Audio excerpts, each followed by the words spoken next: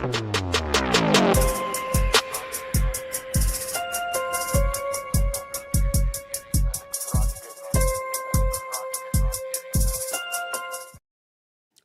grace and peace, everybody. We're back. You saw the thumbnail, you saw the title, but you're like, Jason, hold on, Jason. You said 7 o'clock.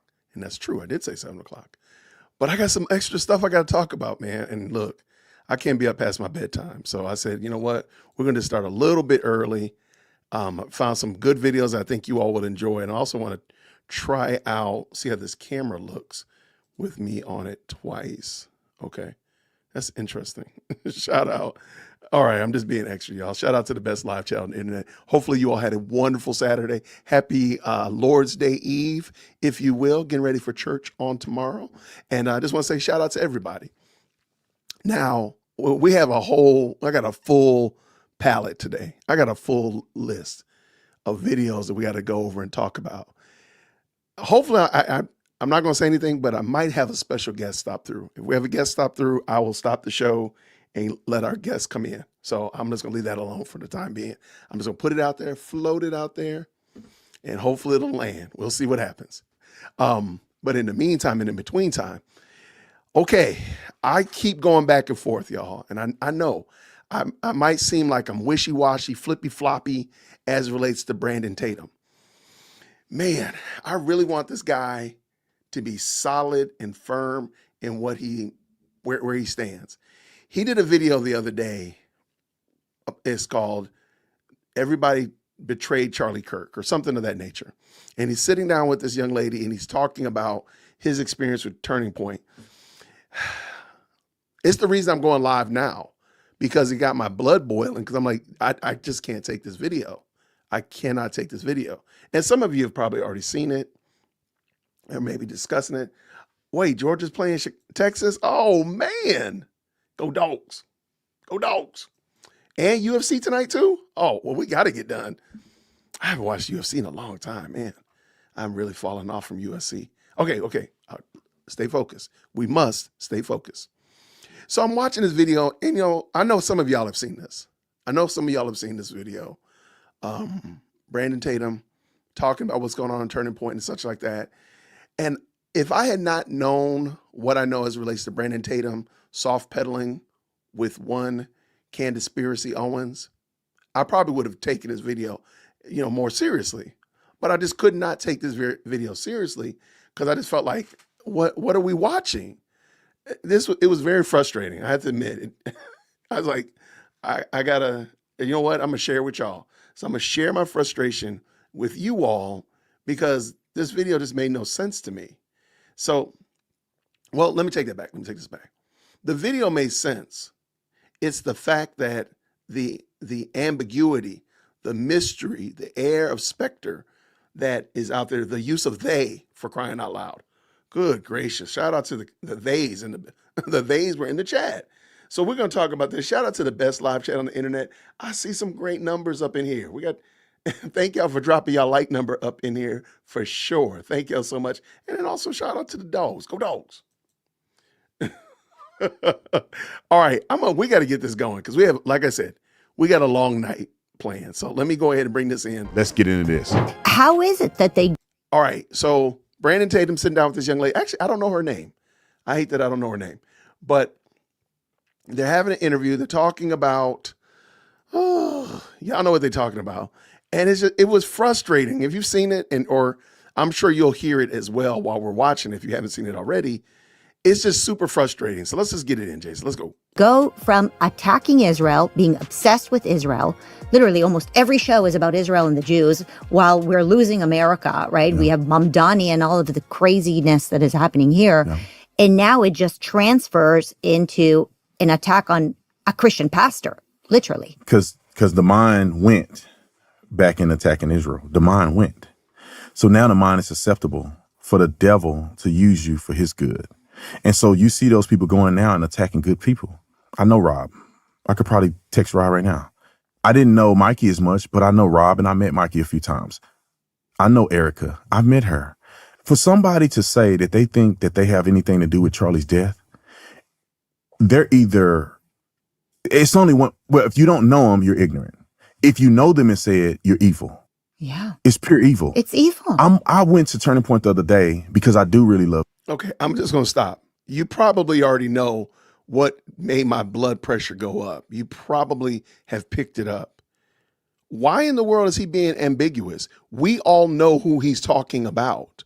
We all know who it is who's put Mikey in the crosshairs, who put Rob in the crosshairs, Turning Point as a whole in the crosshairs. We know who it is.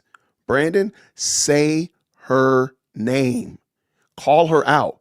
You're saying that she's evil. You're saying that her mind is gone. You're saying that she's being used by the devil. Then just say, Candace is these things. And your heart can break that this is your friend.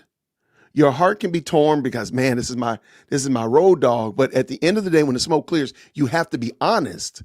You're not being a blessing to your friend if you're not telling your friend that they're going off a cliff. You're not being kind to your friend. You're truly, I would go as far to say that you're unloving to your friend. If you don't tell your friend what they're doing is troubling, is problematic, is tearing apart the body of Christ, sowing dissension, accusing the brethren, fill in the blank. But whatever it is, Brandon, you got to stand stronger than this. Let's go. Charlie, and Charlie was my friend, and my dedication to Charlie is his legacy. That's all I care about is his legacy. So I want to take care of his wife. I want to take care of his legacy with Turning Point USA, and I want to push the things that he believed in. So I go to Turning Point, and I see Erica, and I give her a big hug. I see Mikey. I see Terrell. These people are getting death threats.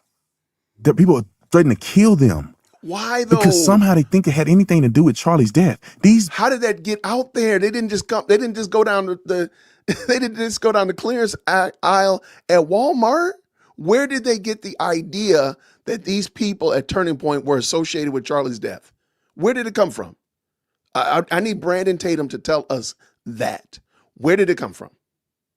Where? Who's the biggest purveyor of this idea? It didn't just land anywhere. It just didn't pop up out of nowhere. It came from your friend. You're going to have to say that. You're going to have to say it with your full chest. Otherwise, you're going to be like Megyn Kelly. Otherwise, you're going to look like Tucker Carlson and others that are trying to cape for Candace. And she's just running roughshod, dancing all over them because they're going to keep covering and giving her duck and cover. And you're going to end up doing the same thing. You're going to have to just say it out of your mouth. Tatum, it's Candace. People loved Charlie. What are we saying? It's funny that some people say, who's some people? Charlie believed this. Charlie did this. Everybody turned on Charlie. And these people were closer to Charlie than they were. Yeah. See, actually, the sentences that he's using don't even make sense because he keeps using these pronouns, they and these people. Say names. Name the name. The names must be named. You got to name the names, man. These people, I would argue, loved Charlie to the day he died. They were there when he died. And they're holding his organization together day in and day and night. They're trying their best. He is the cash cow. He is the idea. He's the movement. He's the bread and butter of Turning Point. What are you going to do without Charlie Kirk? You know what Mikey had been told over and over again by Charlie? If anything happens to me, the first thing you do is you call Erica. Get her on the phone immediately. Now, Erica was in Phoenix. We were in Utah. Mikey did the emergency procedure. That's what you're supposed to do. And anybody in the military or law enforcement knows what I'm talking about. Now, I was in the Navy for 8 years. You think about all this stuff before it happens. So when it happens, you don't have to think. You just do what you're supposed to do. What sense would it make for Mikey to run to Charlie when his security team, 6 guys, were already on him? Well, 4 guys were on him. There's 2 more there. Right. They were already they were right there. He would have just gotten in the way. Mm-hmm. He knew what he had to do and he did it. Yeah. I'm gonna shout out to Frank Turek and Allie Beth. We're gonna actually watch this full video in a moment, but I just want to talk about this right here, Ruby. And I understand what you're saying.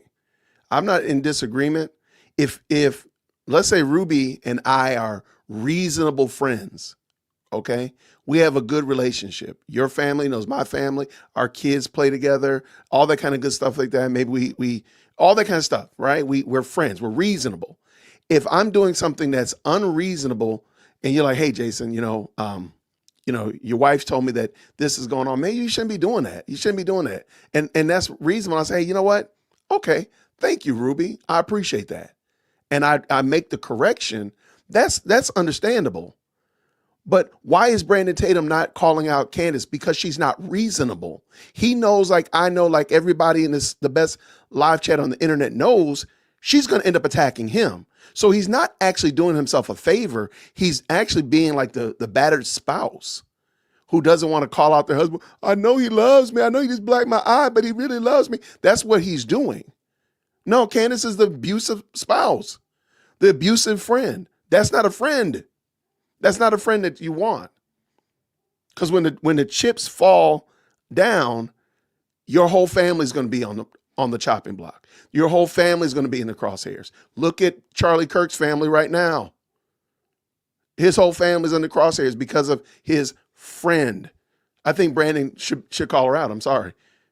Is that a friend that you really want, that you have to tiptoe around? If I have an explosive behavior like that you don't want to call me out because you lose the friendship because you tell me the truth. Now, again, if you're lying on me, then that's another thing. But if you're telling me something that's true and I don't want to accept the truth, am I really a good friend? Our friendship is not only when we're, having a great time at the cookout eating chicken wings. Our friendship is really tested when you have to tell me the truth. The scriptures say faithful are the wounds of a friend. If you have to, wound me by telling me the truth, I know that those wounds are faithful. I'm sorry, Brandon Tatum I'm not saying he ain't got to do nothing I tell him to do. He's doing his own thing. I don't think that he's doing Candace Owens any favors, though. Let's go. And, I don't have any special insight, but I assume that thing, as you said, had been rehearsed. And as you said, had been talked about. And Erica said on Fox News to Jesse Waters that Mikey called her and said, get the kids, get security. This just happened. And so if that's not what happened, are people saying that Erica is lying? Like, that would be the implication there, that she's not telling the truth. And so I really feel for him, and the implication that, he was promised to be Charlie's successor, and that's why he's speaking at Liberty University. Again, no evidence of that. Mikey's not hosting Charlie's show. I don't see Mikey doing a bunch of interviews out there being like, I haven't seen him at a campus stop. He hasn't been on doing any of these debates. There have been a lot of us, you, me, a lot of other people who were in this circle who have been asked to go to this speaking engagement or go to this campus stop or fill in or do this interview or things like that. Not, to take anyone's place, but just because, we're trying to fill in for a friend.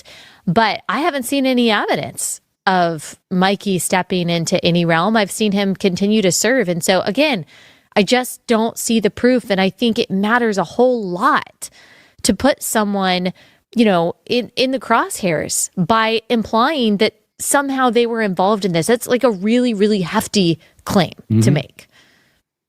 Yeah, and it's causing dissension among the brothers. These people, I would argue, love Charlie to the day he died. They were there when he died. And they're holding his organization together day in and day and night. They're trying their best. He is the cash cow. He is the idea. He's the movement. He's the bread and butter of Turning Point. What are you going to do without Charlie Kirk? As if they want him to die so they can take over. Erica, I love Erica. She's a wonderful woman. And that's why God matched her and Charlie together. Erica is not Charlie. It's not that easy for Erica to take over that organization from Charlie and try to continue his legacy. That's not easy to do. She can't go around the country and speak at 150 events. She has 2 little kids, and she just had the most shocking experience of anybody's lifetime. Can you imagine? I'm married, and obviously you're married too. Can you imagine? And I don't even want you to think about this, but if you lost your significant other that way, okay, let me pick a fight real quick. All right, siblings. Because Brandon Tatum does say that Candace is like a sister to him. Okay. So everybody in this live chat, you have a sister. I'm just making it happen with the power of imagination. You have a sister, and you and your sister have a really good relationship. Okay. You have a really good relationship. But one day you find out that your sister is doing drugs, hard drugs, in the vein, the whole nine. And for whatever reason, some way or another, your mom and dad and the adults in your life don't know. They don't know it. But your sister is doing really hard drugs, and she drives. And she's a school bus driver. So she drives kids on the school bus, the cheese limo, in the morning and evening, and she does hard drugs. Let me ask you a question. Would you run the risk of ruining your relationship with your sister by telling your mom and dad, telling her employer, and telling the police that she's doing something that's putting other people, not only her own life in danger, but the lives of 60 kids on the yellow limousine? Would you run the risk of that? In the chat. I just want to know, make sure I'm not going crazy.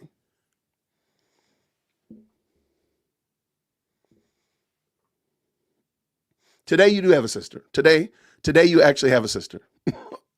And you really like her. Absolutely. You would unequivocally. Oh, it's a terrible analogy? Well, thank you so much. Come up with a better one.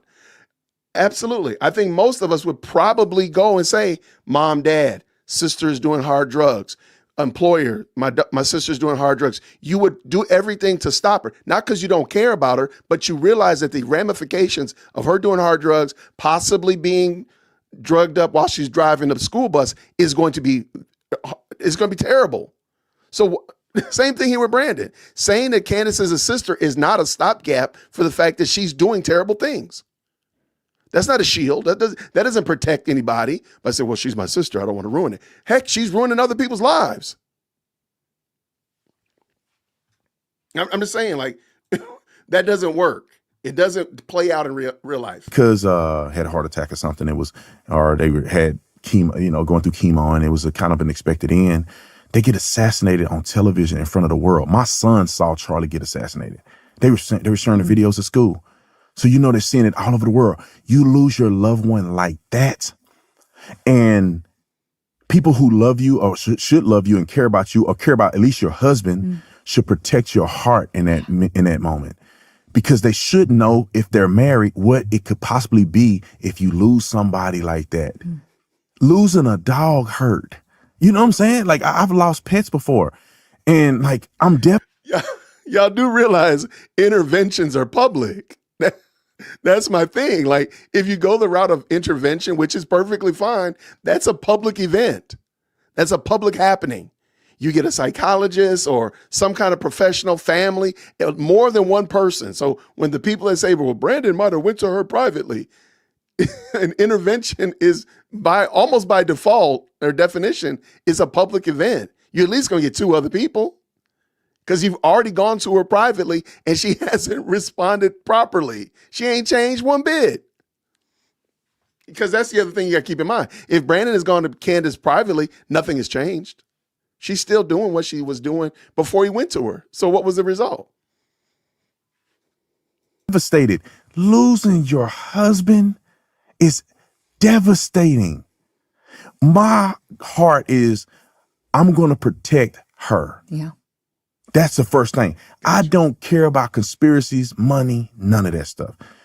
The first thing I did was I wanted a shirt for Charlie. And then I was going to a UFC fight. And I'm like, I want to wear a shirt to represent Charlie, because that's what this is about. Not me, nobody else, it's Charlie. Yeah. And I said, and people wanted, hey, I want that shirt, I want that shirt. I said, okay, this is what I'll do. 100% of the profits that we sell from this shirt will go to Erica. And we raise money, we're going to give it to Erica. Mm-hmm. And for people to not only bash him and his people around him, but those who are not bold enough to stand up and say something.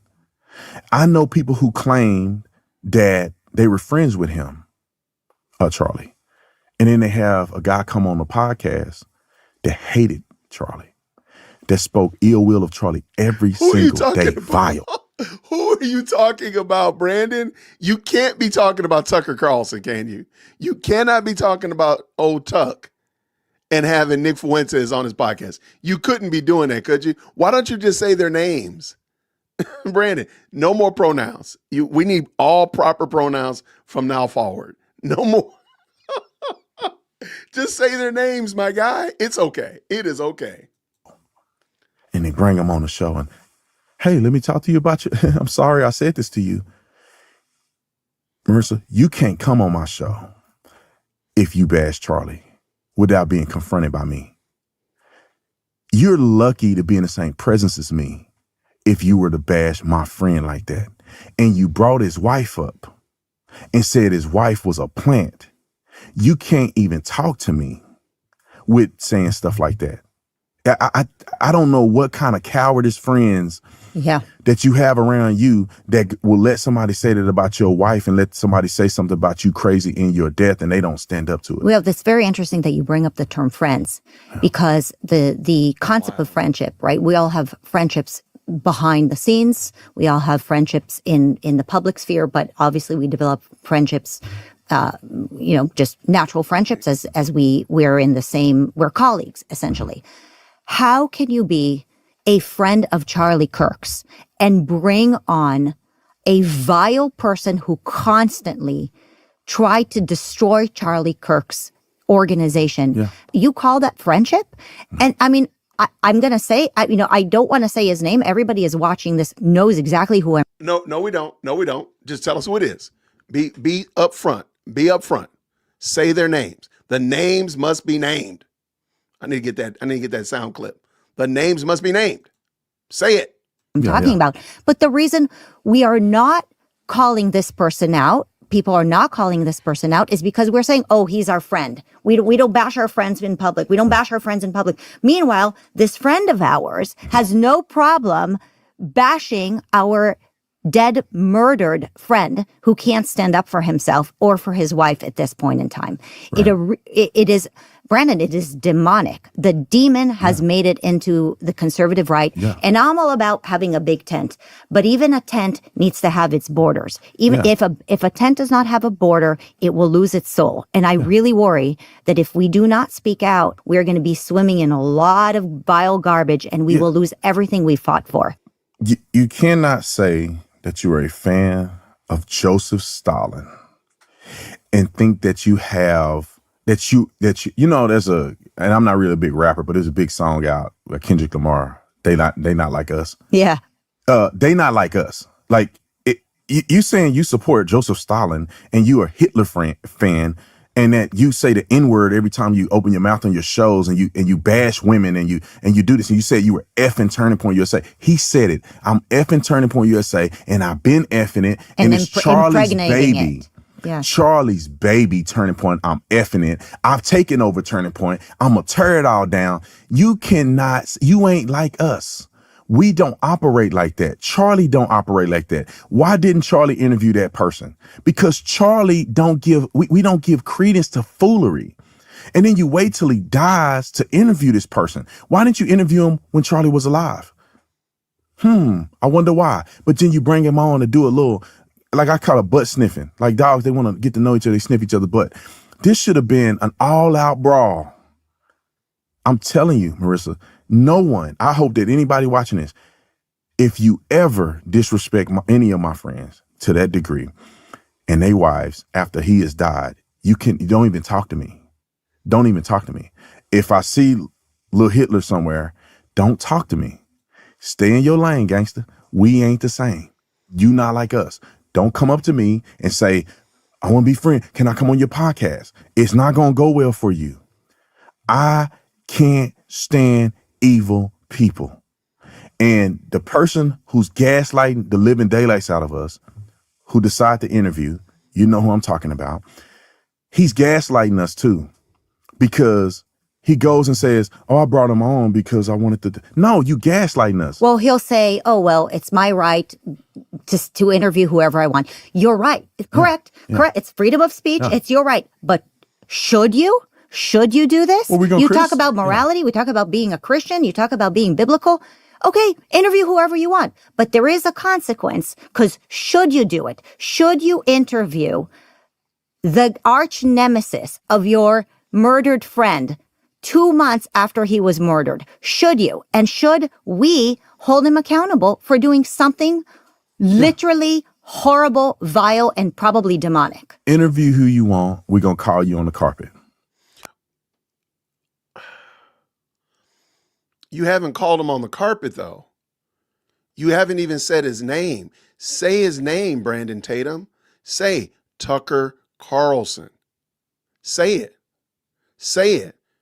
Say, I mean, because please keep in mind, Tucker did not seed the idea that TPUSA was involved in Charlie Kirk's murder. That's actually Candace. She might not have started it, but she definitely pushed it way past where it could have gone. So you're not calling these people on the carpet, my friend. So this big chested, say their name and I'm gonna call you on the carpet. So you're not doing it. It sounds good. I understand. It sounds really, high bravado, but sir, you're not doing that. You can say it till the cows come home. You're just not doing it. That's it. You can't interview and think people are going to call you out. Why do I not interview certain people? Because I'm not giving a platform to somebody who is, and the thing is this, you can stay online and say whatever you want on your own platform. Lil homie can say whatever he want on whatever he want to do. And people can interview whoever they want. But brother, you interview somebody like that, we're going to come out, we're going to criticize you. Sure. It just like somebody come out and say, God ain't real. Like, God ain't real? I don't care if you're a Jewish or Christian. We all believe in God. God ain't real, and we're not going to criticize you. You got to be a fool.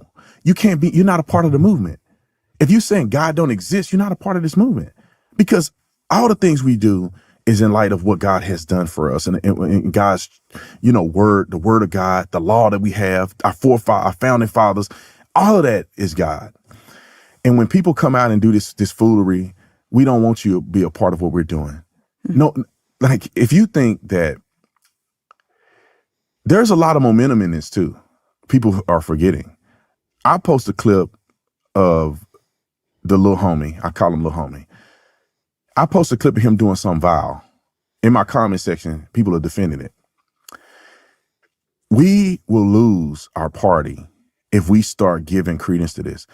I compare it like this. Let's say Adolf Hitler was around and was a big podcaster. You bring Adolf Hitler on your podcast, but don't talk about the Holocaust. Then what are you doing? You're almost trying to act like he normal. No, he ain't normal. No, he says the craziest stuff in the world. No, he hates women. He bashes women. He calls them bees and all this other stuff. That's not Christ-like for us as Christians, and that's not godly. You can't do that and then expect for people to respect you the same way. You can't have people on your podcast and you can't determine if Hamas is a terrorist organization or not. What are we saying here?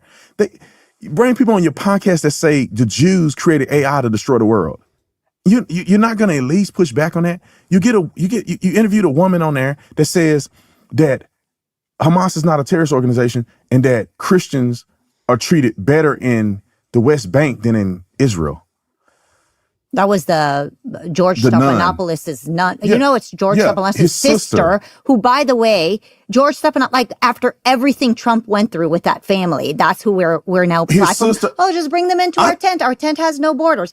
When this William Buckley, you should read William Buckley because he has written about this a lot. I heard a lot about that. And it was a very dangerous moment for the conservative movement because America is not extremist. Right. America is a melting pot. That's what America is. Everybody is an intermarriage. People don't like extremism. And if we allow our friends to narrate for and launder the ideas of extremists into our movement, then all the stuff that they were accusing us of, right? This is why the New York Times is all over this. They are loving this. They are loving this because we're not talking about Mamdani. We're not talking about all of it. We're just laundering bad ideas in the name of, well, it's freedom of speech. We can talk about whatever we want. Yeah, it's your freedom of speech, but there has to be a consequence. Look, there's a mathematical equation here, and there's a precedent that has been set. The left did this already. The left had the radical nut jobs in their party. Yes, the squad. Doing all this crazy stuff. We don't know what a woman is. They doing all of this, and a lot of people left them. That's right. This is why Trump got elected overwhelmingly like he did. This is how we've been having a House and Senate, and we've been winning on these arguments because they're so crazy. They say they love women, but they want men to beat up women in sports. What? It's so true. The left took in their most extremist faction and said, well, but it's getting us a lot of views. And so we're gotta bring it. Let's bring AOC to be our leader. It's amazing how evil uses the exact same formula. It's the same formula, and it's coming our way. And I mean, the thing that we have on our side is the most powerful thing, and that is God. And as long as we stick to the truth and we remember how important it is to have strength and courage, we will reject it. I mean, you're rejecting it. Charlie rejected it. We're rejecting it. And I think really that is ultimately the armor of God is to reject the lies and just stand in with the light. 100%. How do we honor Charlie Kirk, really? How do we honor his legacy? It is very simple. You do what he stood on. Put God first, and all the principles that Charlie had, the standards that he had. Like, he kept the Sabbath. That's one thing that, you can't say you want to honor Charlie Kirk without honoring all the things that he stood for. Maybe people should go out and kind of look into what Charlie was saying. I'm going to push back on that, Brandon. I don't think Charlie Kirk is not the standard that we should strive to be like. Again, Charlie, I have mad respect for Charlie. I believe he did great things, and there's wonderful things that we can glean from it. But he's not the standard bearer. He's not the standard bearer. Our standard bearer is Christ. And so when the smoke clears, we have to be like, what does the Lord say about the culture? What is the Lord saying about our politics or whatever it is? It's not, again, in a tacit way, a very loosely way, you can say Charlie to some degree, but really when the smoke clears is really what does Christ say? What is the Lord calling us to do? To be faithful in these positions that we hold and these roles that we're filling. Again, I don't think Charlie's our standard bearer. And I really don't believe, if you push back on Brandon, that he truly believes that Charlie's a standard. I just think that sometimes we do need to make sure we keep man at best. The best man is a man at best. That's all we got to remember. We're still fallen individuals whom needed a savior. So I can circumvent you and go straight to the Savior. I don't need to come to you and be like, I want to imitate you. I want to be like Brandon Tatum. No, I want to be like Christ. That's who I need to be like. So this is just an interesting take. I don't want him to lose it, but I think he's losing his argument. A little bit. Me and my family has thought about the same thing. Like, maybe we should listen to what Charlie said. Maybe there's something to it. Let us dig into that. There's something about that. Jesus kept the Sabbath. Come on, like we probably should think about that. So I'm not just saying that, but like putting God first, being godly, not entertaining a lot of drama, knowing how to isolate bad ideas and elevate good ideas, having an open dialogue. Like Charlie wasn't on campus letting leftists talk stupid and then him just, okay, everything is fine. No, he challenged them. With kindness. But he challenged them. Yes. And he told them, that's wrong. That's not right. This is what God said. This is what the Constitution says. He challenged them. So in our efforts and what we're doing, don't be too cowardice to challenge people that you oppose. And I thought one thing that I will say that hold on, wait. But, sir, you've just spent the better part of 20 minutes not calling out people that you think have bad ideas. You've just done this. I'm sorry. Brandon, I mean, again, I think there's a lot of areas where Brandon hits the ball out the park in a lot of areas. And there's a ton of areas that Brandon is just flat on his face wrong. And this is one of those examples, in my opinion, where he's just he's not a theologian. He's not a student of God's word. And he doesn't, and it shows in the way he presents it. So yeah, shout out to Brandon, man. Shout out. It was a peacemaker more than anything else. We have to understand this too. You may not have to blast people's names every time. I'm bad at this. I put people's name out there. But in the spirit of Charlie, you may not have to blast their names, but you can definitely challenge their ideas. And I want people to understand this. There is a difference between saying, I have a friendship with a person. I'm not going to say that person's name. And I'm also not going to challenge their ideas. That's a difference than saying, I have a friend, I love them, I love the relationship, I don't want to destroy that. I may not say their name, but I will challenge a bad idea. Yeah. And I see people on our side don't know which camp they're in. You don't have to, if you don't feel comfortable saying their names or whatever it can be, that's fine. I get it. Some people have relationships with people that people don't understand. But doggone it, if a person say a lie, you should be able to challenge the lie, because at the end of the day, it's demonic. Yeah. It's not about the person per se, because that lie persists in everybody that's demonically influenced to do certain things. So you challenge that in the spirit of Charlie. Put God first, keep the Sabbath, read your Bible, pray, and be a peacemaker, and always challenge ideas and never be afraid. If people do that, Wow. the world will be a better place. I love it. Brandon, morally disciplined, morally courageous. I love you, man. You're amazing. Love you too. Thank you for having me. And look, I think Brandon Tatum, I don't think he's a heretic in the respect of being a conservative. I got some theological issues with Brandon Tatum, but that's not the point of this discussion. I do think that it's interesting that what he just said, like, my dude, like, call out your friend. If you're at odds with Nick Fuentes and you don't call his name out, because I don't know why, but you won't call his name out, but you're at peace allegedly with Candace, why don't you call her out? Like, you're not calling out either one of them. I don't understand. George Stephanopoulos caught a stray in here, and other people. He said the hostess's name, Marissa, more times than he said anybody else, which makes no sense to me at all. My dude, like, what are we doing here? And shout out to the best live chat on the internet. Thank y'all so much for tapping in. I know I got on a little bit early because I ran across this video and I thought it would be very helpful to have a conversation about it. So I just wanted to jump in early and talk about it. So shout out to the best live chat on the internet. Now, I do also want to point out, thank you so very much for the very kind super right there from X-Ring. I'm butchering that, but I want to say thank you nonetheless. He has said Tucker Carlson many times on his show. The only one he hasn't called out by name is Candace. I understand that, and he may have very well done that.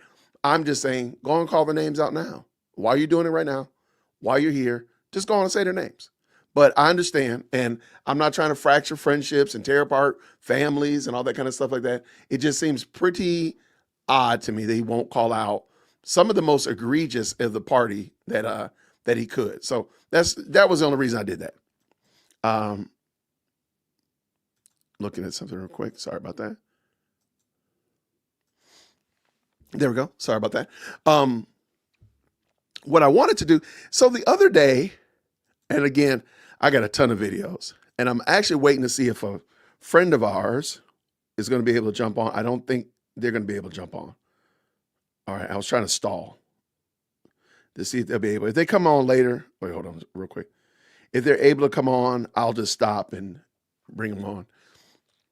The other day, Candace, let me make sure I say her name correctly. Shout out to the Candies. If you are in the chat, come on up here to the front of the church. We got room for y'all.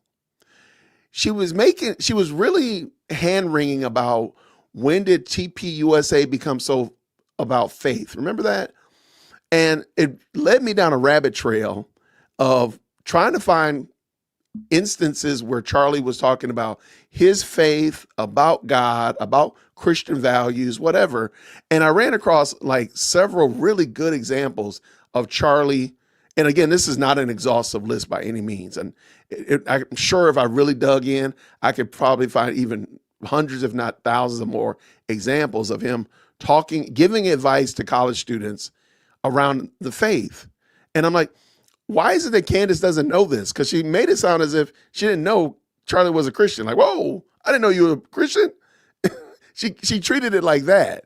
So I want to bring in one of them for right now, just to give you a flavor. And I just thought this was super interesting because this is just out there, just regular old videos I found online in the YouTube space, nothing special. I thought this was fun because this young guy comes up and the Raines girl, what's her name? Melissa Raines, the swimmer. Okay, anyway, she's there. And I don't know if the dude was trying to shoot a shot with her or whatever. It just seemed really interesting the way he did it. So let me bring it in. I think this was a good one. But listen to the advice that they give. Hey, Charlie, Riley, thank you for having me here. Riley. So I have a two-part question. I want to make it quick, so if that's okay for me to ask. So just a little bit of background on myself. So I grew up, born and raised in San Francisco, and it's a very progressive city. And I attended University of Oregon, a very woke school. Go Ducks, yeah. They are a woke school, though. But I wanted to get your guys' input on how to find more like-minded conservatives in the city and maybe find a good Christian conservative girl around here. I'm stuck in here the next 2 cities with my finance job, so yeah, I'm here for a while. What I will say is speak freely. That's how I have found my close network of friends, is just by speaking freely. And in doing that, I think you find that there are more people like you in your viewpoints than you were originally apt to believe. Even in San Francisco. Again, you might not believe it, but look at all the people who are here today to support the message. Well, outside of this crowd, well, what's your guys' take? Church. That's true. Find your future wife at church. Take your faith seriously, and there's some great churches, really good ones here in the Bay Area. There's one in San Jose, Calvary Chapel, San Jose, with Mike McClure. That's great. Does a great job. Watch out. And then second question I have, so how do you guys respond to the adversity of the far left being shunned, telling you that you're wrong, not allowed to have your own opinion, and having to be a closeted conservative in a very progressive city like San Francisco? Truthfully, it doesn't bother me. All they have is to come up here and say that I look like a man. That's, again, pretty much their entire basis of their argument. It's nothing foundational. It's nothing based on logic or reason or lived experience or common sense or science. What happened to follow the science? It is always petty personal attacks. It is always name-calling. That's what we do in, like, 2nd grade. It just doesn't hurt my feelings. It goes one in one ear, out the other. And I think, too, being a Christian myself, being strong in my faith, knowing that I am fighting for eternal life, that is the ultimate outcome here. Nothing of this world matters. I could care less what someone wants to come up here and say I look like a man. It doesn't affect me at all. Awesome. Yeah. God bless you, man. Thank you so much. And I just thought this was interesting because if you listen to Candaspiracy, I want to say it was Wednesday. I think it was Wednesday. She made it sound like TPUSA was never about Charlie's faith, never about sharing the gospel, never about giving people advice centered around Christ-centric principles or anything of that nature. Just like, flying by the seat of their pants.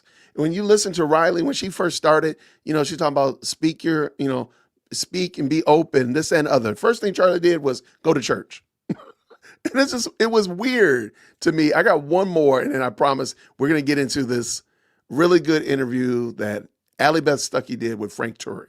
A lot of you all shot me an email, said, Jason, check this out.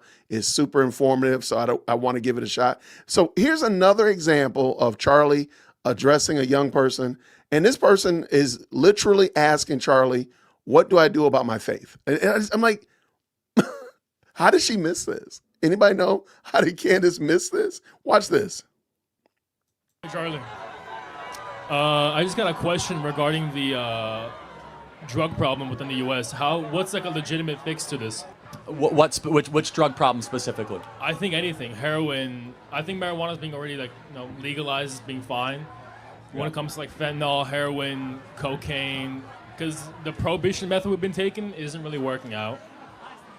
But we can't really just let anyone. We first need to close the southern border. That's Yeah, number course. one. We need to have death penalty for drug dealers. That's number Sure. two. And we need to have much harsher penalties for anyone that is involved in the trafficking of drugs. And then we have to go after the actual supply, which is the Mexican drug cartels. I think that's true, but isn't that taking a alcohol prohibition type method where that won't It really worked. Alcohol prohibition worked in one way. Alcohol usage went down. But there was still mass So gangs from what was the problem with alcohol prohibition? Tell me. the major gangs that came up during Chicago and New Yeah, York? there was some bootlegging, but actually crime went down across the country. Okay. You could look at it. I mean, I'm not all for like banning alcohol, but there's a lot of lies about prohibition that are told. But also, let's just stop acting as if heroin and alcohol are on the same level. Heroin's No, way of worse, course not. right? No, Meth is not way that. worse. Fentanyl's way worse. Of course. But yeah, I think we have to be more serious about what actually creates the cascade of effects of people that want to be able to use I these agree. horrific drugs. Yeah. I just want to, is there like a plan we could go down to fix Yeah, I it mean, I think besides- President Trump's doing the right thing. Secure the southern border, heavy penalties for drug traffickers, and going after the source of where all the drugs are coming from origination. So Yeah. thank you very much. Great question. Thank you. Hi there, Charlie. I just want to say I've looked up to you for many years. You're the one who got me into the conservative movement about 8-9 years ago. I really love you. And out of everyone in the conservative movement, you're the one who I feel matches my moral ideals the most. One thing I just want to ask you, as a Christian woman who wants to start a family, and I look around me nowadays, especially living in California, I'm really afraid of what my child's going to be exposed to. I live with a 6-year-old, and every time she comes home, I worry that she's playing dog, she's going to pretend to be a furry someday. Or I don't know, I get scared of that stuff, honestly.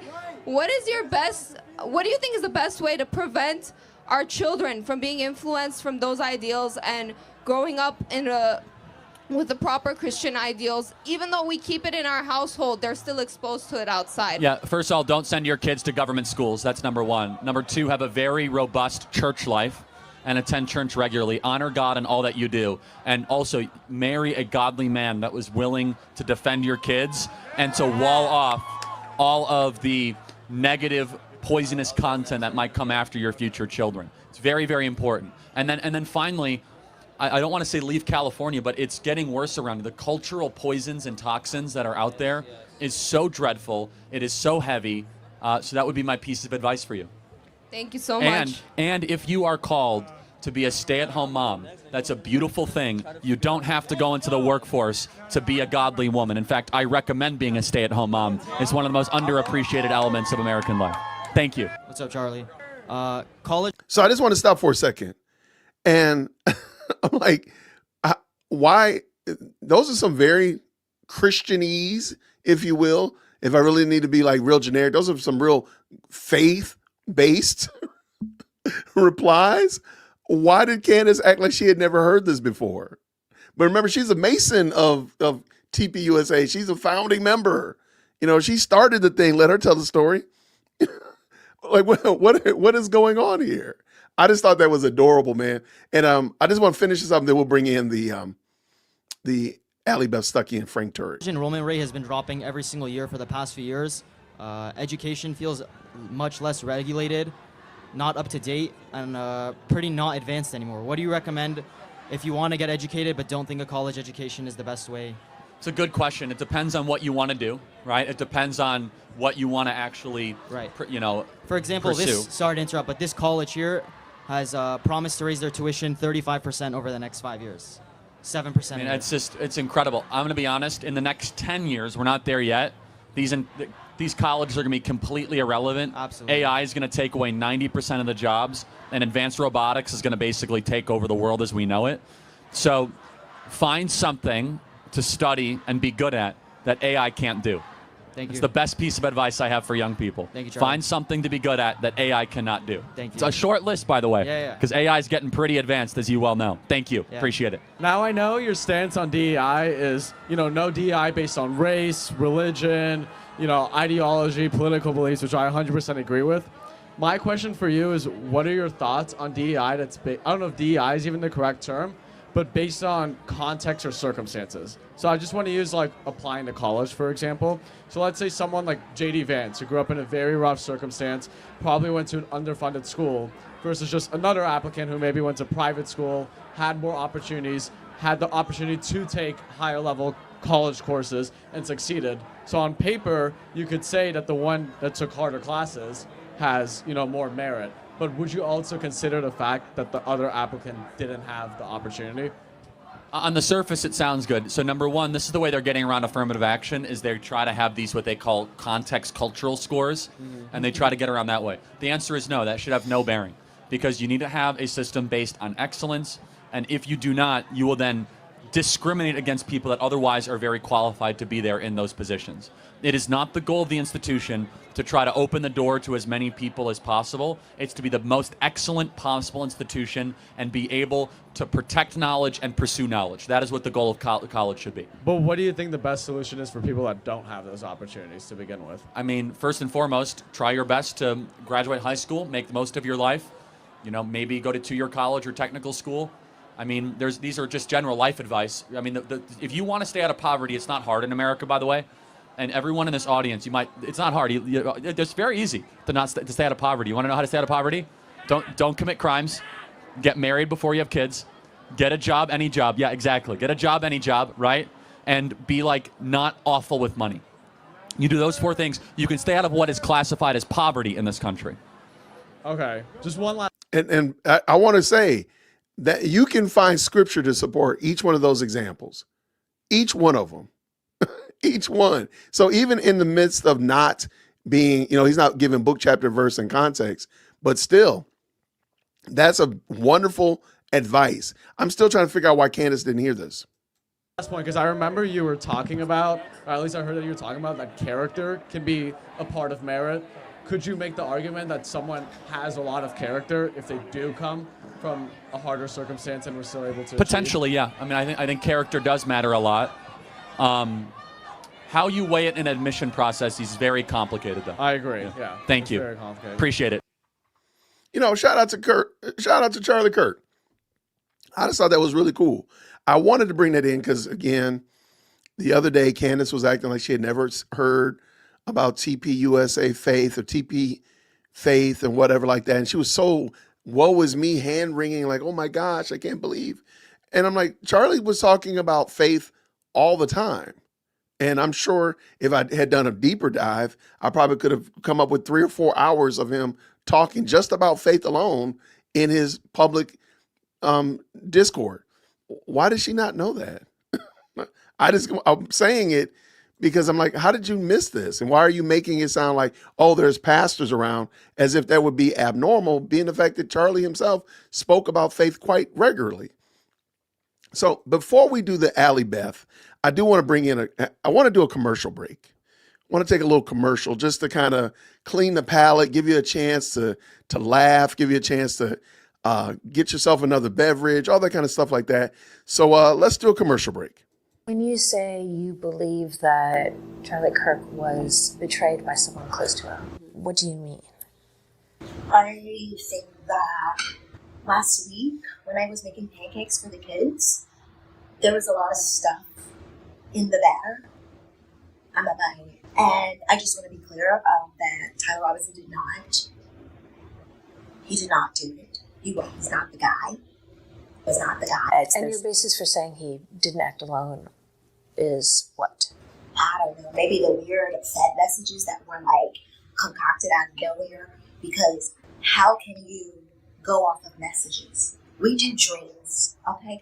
We don't do evidence. See, you're. Do you have any proof that the messages were made up? Because that would be easily proven. Yeah, Discord. They don't exist. This was supposedly text messages, not Discord messages. It's my understanding from the indictment. Y'all always, the Discord, they said it doesn't exist. The indictment calls them text messages. What would it be like the feds are like on a computer? Well, I look forward to seeing evidence. You know, evidence. That's ghetto. Evidence is ghetto. Baby, I don't think. What is that? That's ghetto. I don't think. I know. It would be. We do. That's what we do. We know. If you don't know, you're probably a Zionist. Like if I had proof. All the non-Zionists, they be knowing. You don't get the dreams. You don't get the visits. That's reserved for us. Sorry. Sorry, BB. Sucks for you. You fake Christians. There you go, y'all. I just thought we would clean the palate a little bit. Shout out to Miss Queen for that, Miss King for that. I appreciate it. Okay, let's talk about this interview. Allie Beth and Frank Turek.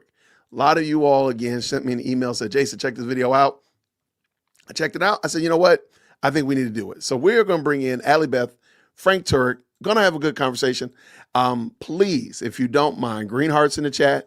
Let me know that you're hanging in there with me. I appreciate you tapping in with us tonight. I know I got started a little bit early, but I know it was well worth it to check these videos out with you all. So thank you so much for that. Who did I see in here? Oh, by the way, that most recent one, I dropped the link for it right here if you wanted to grab a hold of it or check it out yourself. And I'll also make sure all the videos are down in the description. What do we have here? Lots of good commentary in the chat. Looks like y'all liked it. Shout out for the green hearts in the chat. Thank y'all so much. Let's get this party rolling. Let's go.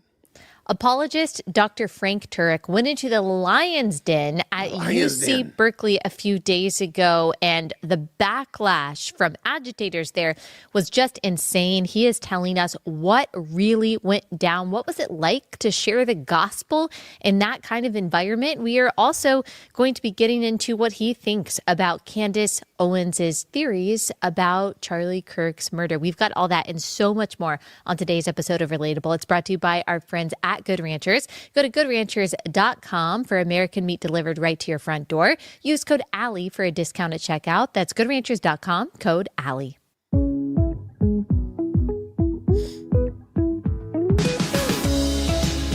All right, so Allie Beth already is getting kudos, already getting points right off the bat from the opening monologue because she called out Candace from the word go. In the first 10 seconds. Dr. Frank Turek, thanks so much for taking the time to join us. All right, I want to talk about UC Berkeley. Can you just, before we get into the specifics, take us through the whole night, being asked to speak there, what you spoke about, and how it went? Yeah, well, Charlie Kirk and I were scheduled to go there from the summer. I said, Charlie, if there's one campus I want to go and be with you on, it would be Berkeley. And he said, well, let's do it. So it was scheduled for November 10th. And of course, we all know what happened 2 months prior. So I thought the whole thing would be called off, but the team called me and said, we're still going to Berkeley. You know, Erica said the show must go on, to her credit. So we decided that we're going to Berkeley, and Rob Schneider, the actor comedian, was going to join me. And so we planned the whole thing out, and it was scheduled at Berkeley, and the police knew about it. The university knew about it. And when we talk about what happened that night, you'll see that there's going to be probably a lawsuit coming from the Department of Justice because Berkeley did not hold up their end of the deal. It appears anyway. Okay, I spoke at UC Berkeley in 2018, which was really not a saner time than it is now. And it was a lot more contained than what you did. I spoke to a large classroom, and I gave what I thought was a very neutral speech, actually, because I went in knowing that it was the Lion's Den, but it was right in the middle of the Kavanaugh saga. And I was one of the main voices kind of sticking up for Kavanaugh, that it's not right to just accuse a man based on basically nothing and to try to ruin his life based on that. And it was the craziest, still to this day, it was the craziest experience at a college campus that I had ever had. There were students standing up in the middle of my speech, screaming, yelling. I was actually taken aback. I mean, I'm a Texas girl, and so I guess I just thought surely it's not going to be that insane. It was insane. And that was 7 years ago. And you saw way more vitriol than I saw. So tell me what went down. Well, we call it UC Berkeley for a reason, Allie. We had actually gotten into the venue early, and so we were in the venue when most of the damage was happening. And Antifa was there. Obviously, they were hurling insults and slurs at the people trying to get in. They set off fireworks, which sounded like gunfire, so people were scrambling. You've seen some of the video already. And at one point, some of the TPUSA staff went out there just to try and usher more people into the venue.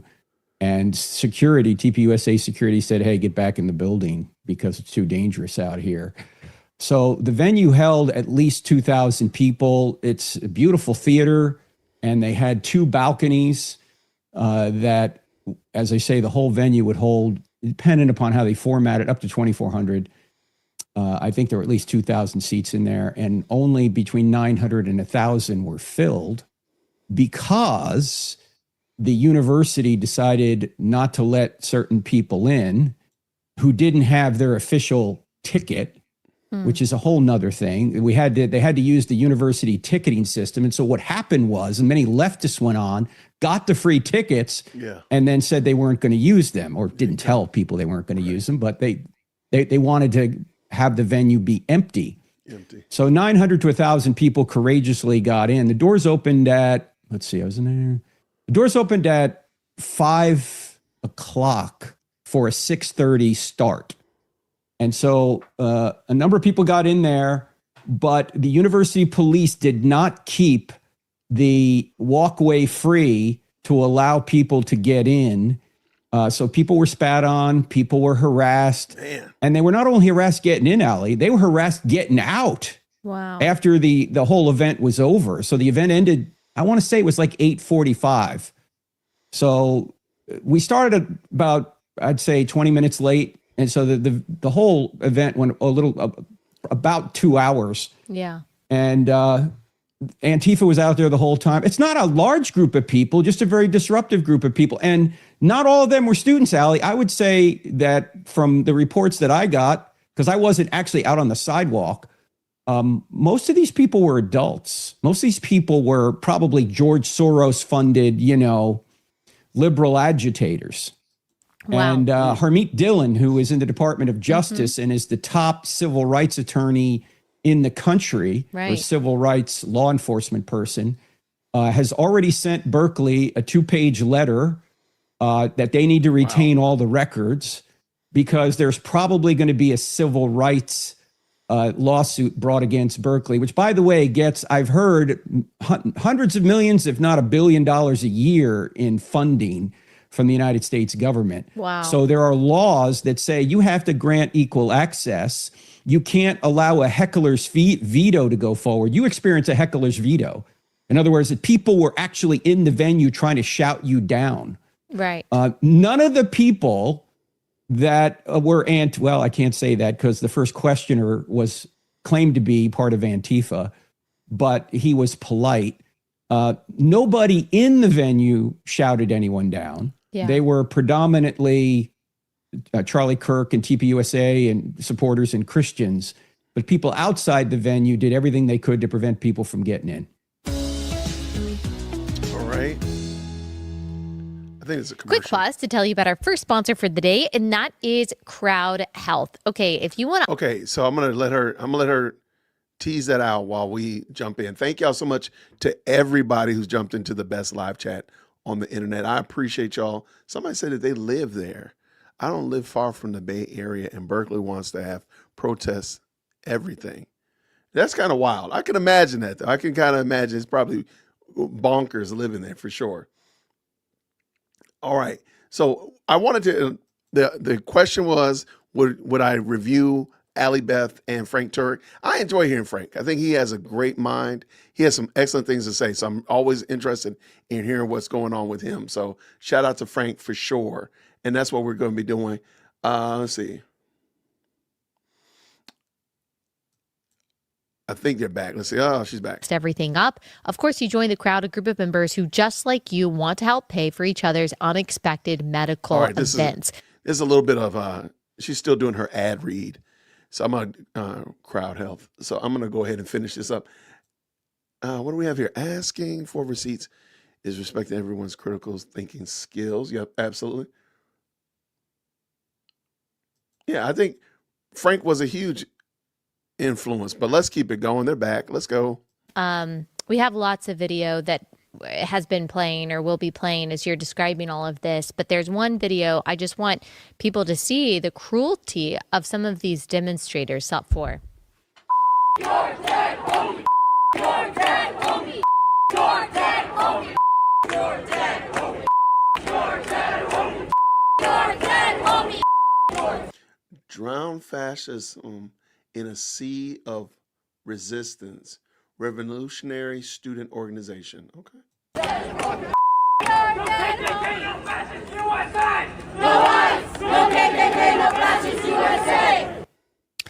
Okay, so for people who can't understand, they're saying F, you're dead, homie. So talking about Charlie Kirk, so cursing Charlie Kirk and celebrating his death, and they're talking about fascism. They've got the communist symbol, the hammer and the sickle. And then, of course, there's all this footage of them being actually violent. I know Chloe Cole was there. She is a detransitioner and just like a wonderful advocate for biological reality. She was in attendance and she asked one of the police officers, hey, like, can you escort me out of this crowd and out of the car? And the police officer just rolled her eyes at her and said, you'll be fine. And apparently the police officers, I just heard from anecdotes, they really were not interested in helping Turning Point and helping you guys, and kind of just said, it's free speech. These people can do what they want. It's like they didn't want to prevent violence. I think that's probably what's going to happen when we get to the court case. People are going to realize that's exactly right. Isn't it ironic, Allie, that these people who say they're fighting for inclusion, tolerance, and diversity will not include you and will not tolerate you for holding a diverse view. Right. And they claim that we are the fascists when, Allie, I mean, if irony could kill, they'd be dead already. Yeah. Okay? Because they're the ones that are the fascists using force to try and shut up people that disagree with them, and using force to beat up people who are for free speech. I mean, they always call Charlie Kirk a fascist. Yeah, we all know that a fascist tactic is to tell your opponent to come to the front of the line. Let me give you the microphone so you can freely make your case. That's what fascists do, Allie, of course. Yeah, fascists definitely want a limited government and want the people to have the right to keep and bear arms and love free speech and love freedom of religious expression. That's a telltale sign of fascism. Yeah, it's crazy. Okay, and go I ahead. think so much of it is demonically influenced. We're fighting against principalities and powers that are supernatural in nature.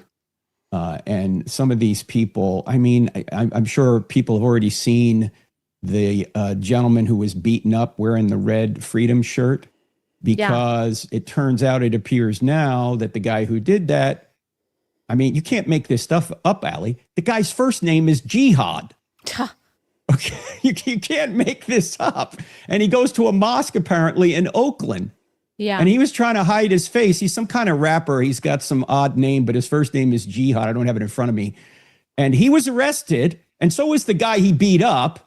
Yeah. The guy he beat up was let go. He was arrested. And of course, he's already out on bail, right? Of course. And so from what Jihad I read, tried to pull the cross off this gentleman's neck who was wearing the Red Freedom t-shirt, and a fight ensued.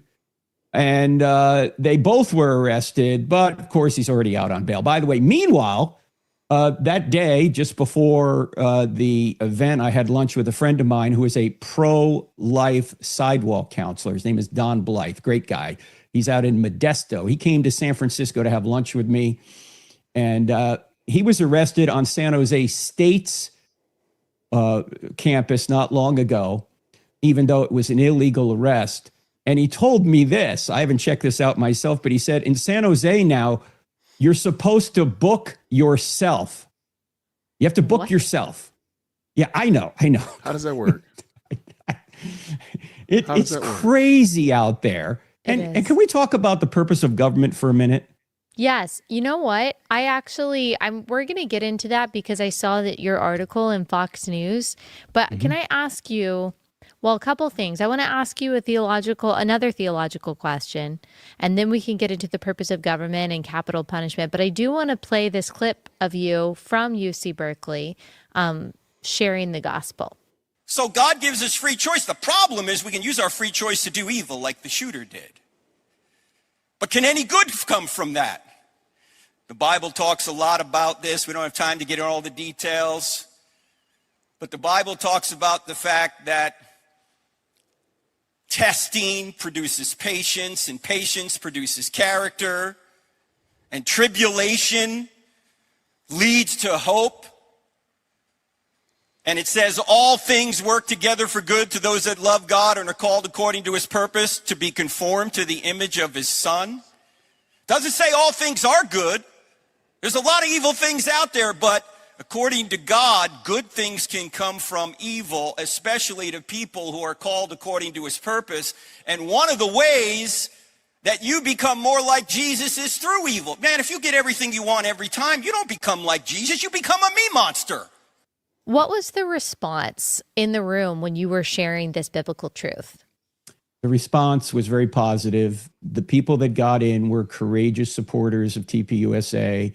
I suspect most of them are Christians, but I wasn't sure. So I wanted to make sure I gave them Charlie's number one message, my number one message, your number one message, the Bible's number one message. And that is, we're all sinners. We all need a savior. We can't save ourselves.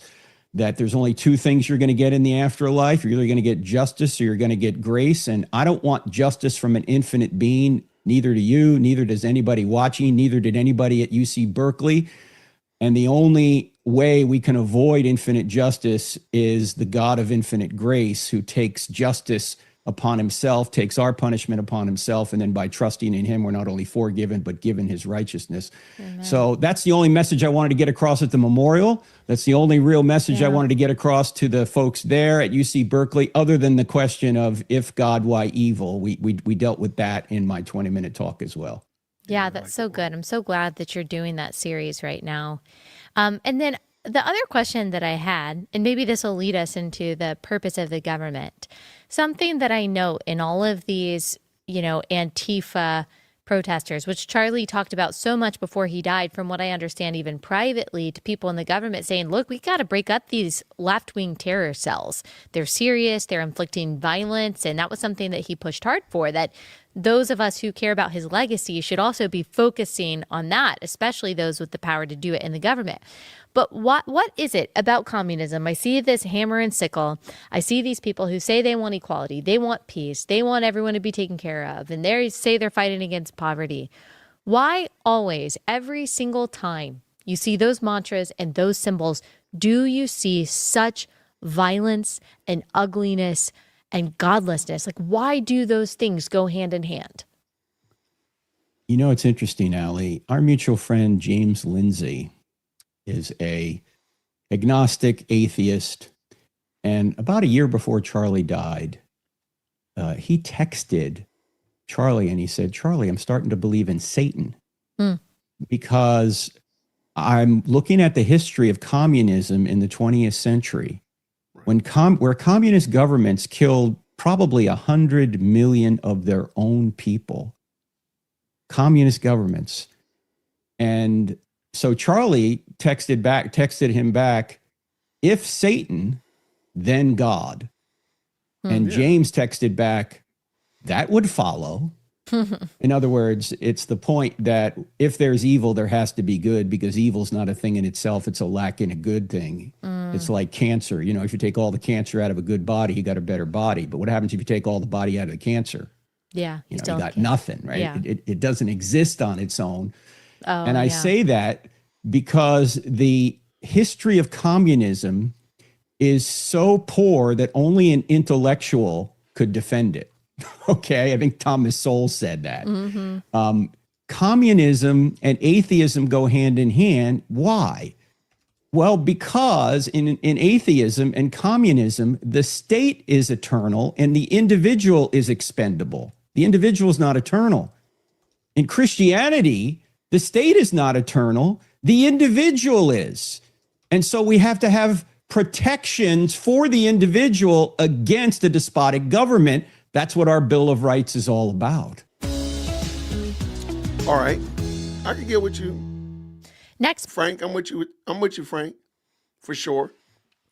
And I want to say thank y'all to everybody who's jumped into the best live chat on the internet. We're watching Allie Beth Stuckey on her show interview Dr. Frank Turek, who is instrumental in Charlie Kirk's life. He's a regular speaker at TPUSA.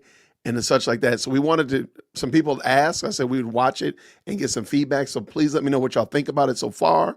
I really do appreciate it. I was born in Soviet Russia in its very dark times during communist rule. Shout out to you, Ira Erdurska. I apologize for if butchering that, but I'm Southern, so have mercy on me. Absolutely.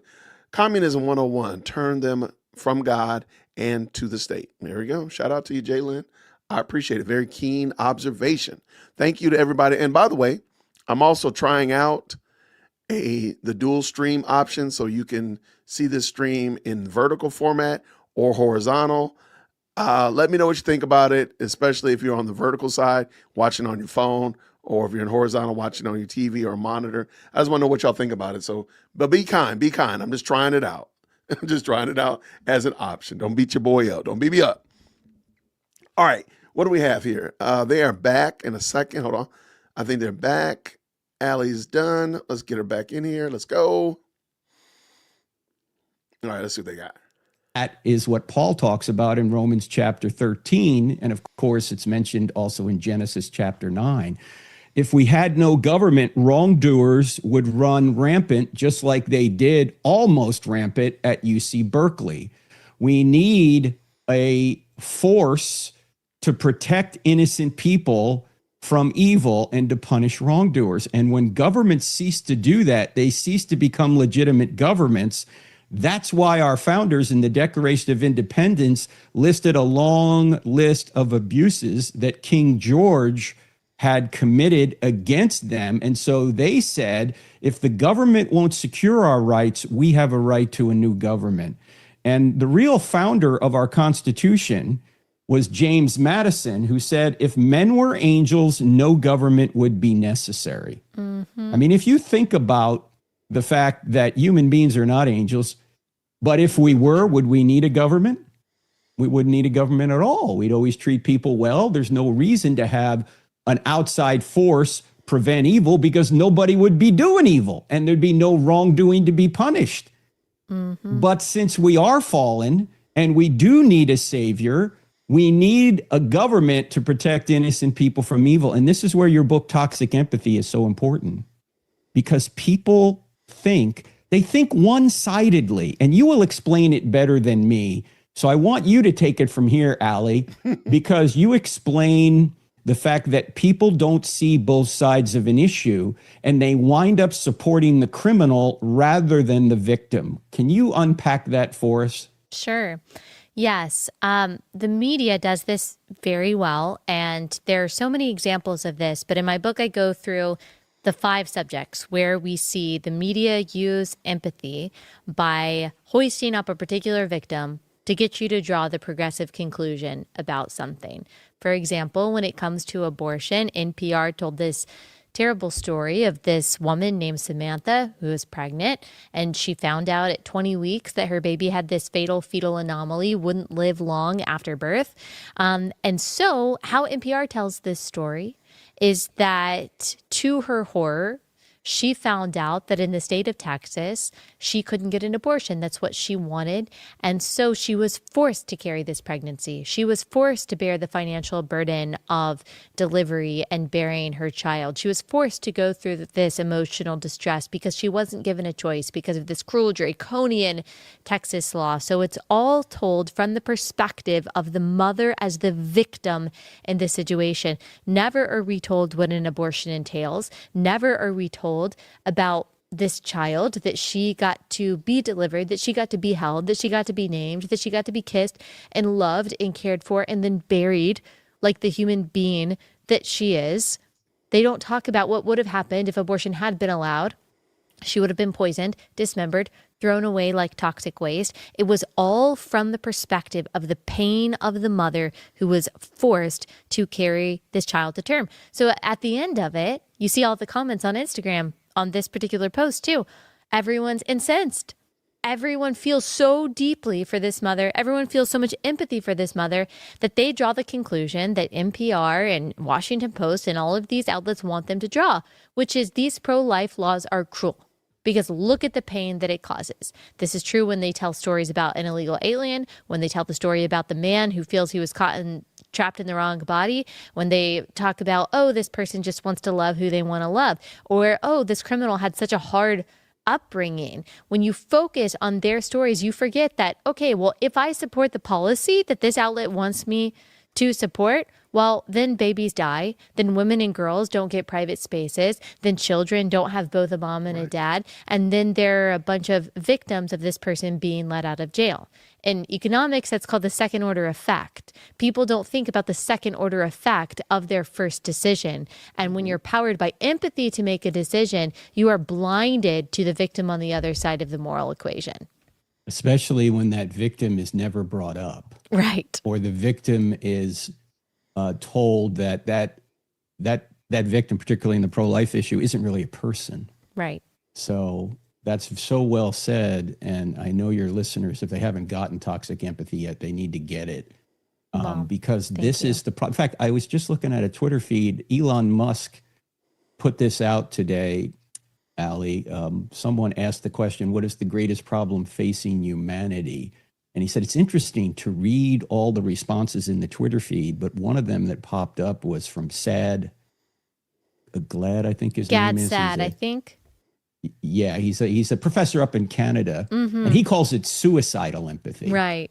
Which is similar to, toxic empathy, that people just can't think about both sides of an issue. They get on one side and they advocate for that one side, not realizing the victims on the other side are there, and they're been propagandized to think they're thinking the right way about an issue, when in fact they're thinking exactly the wrong way about an issue. Yeah. And it's so important. And the whole immigration thing is a big example of this.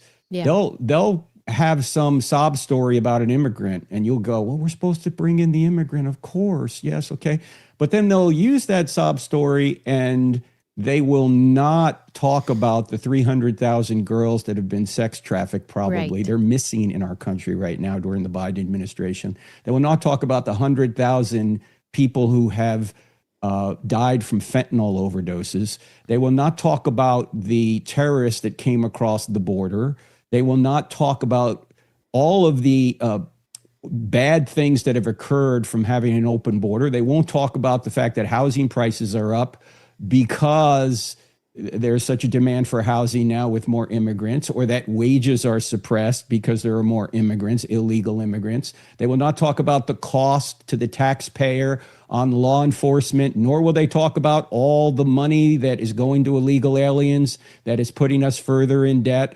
Nor will they talk about the fact that part of the shutdown, which has brought pain to a lot of people, was brought forth by Democrats in order to get illegal aliens health care. They won't talk about any of this because they have this toxic empathy on one side.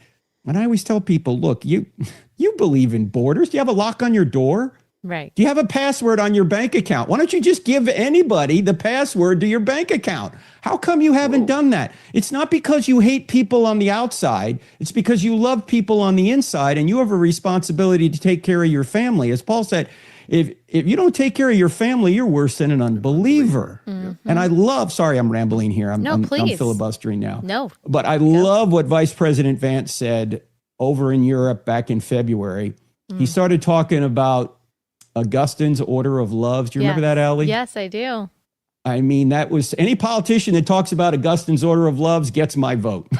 Yes, and that was, people were scandalized, or else they acted scandalized about that.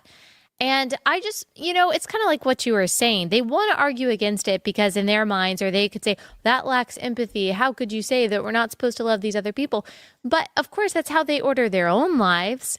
No one can love everyone equally. It's impossible for us to do that.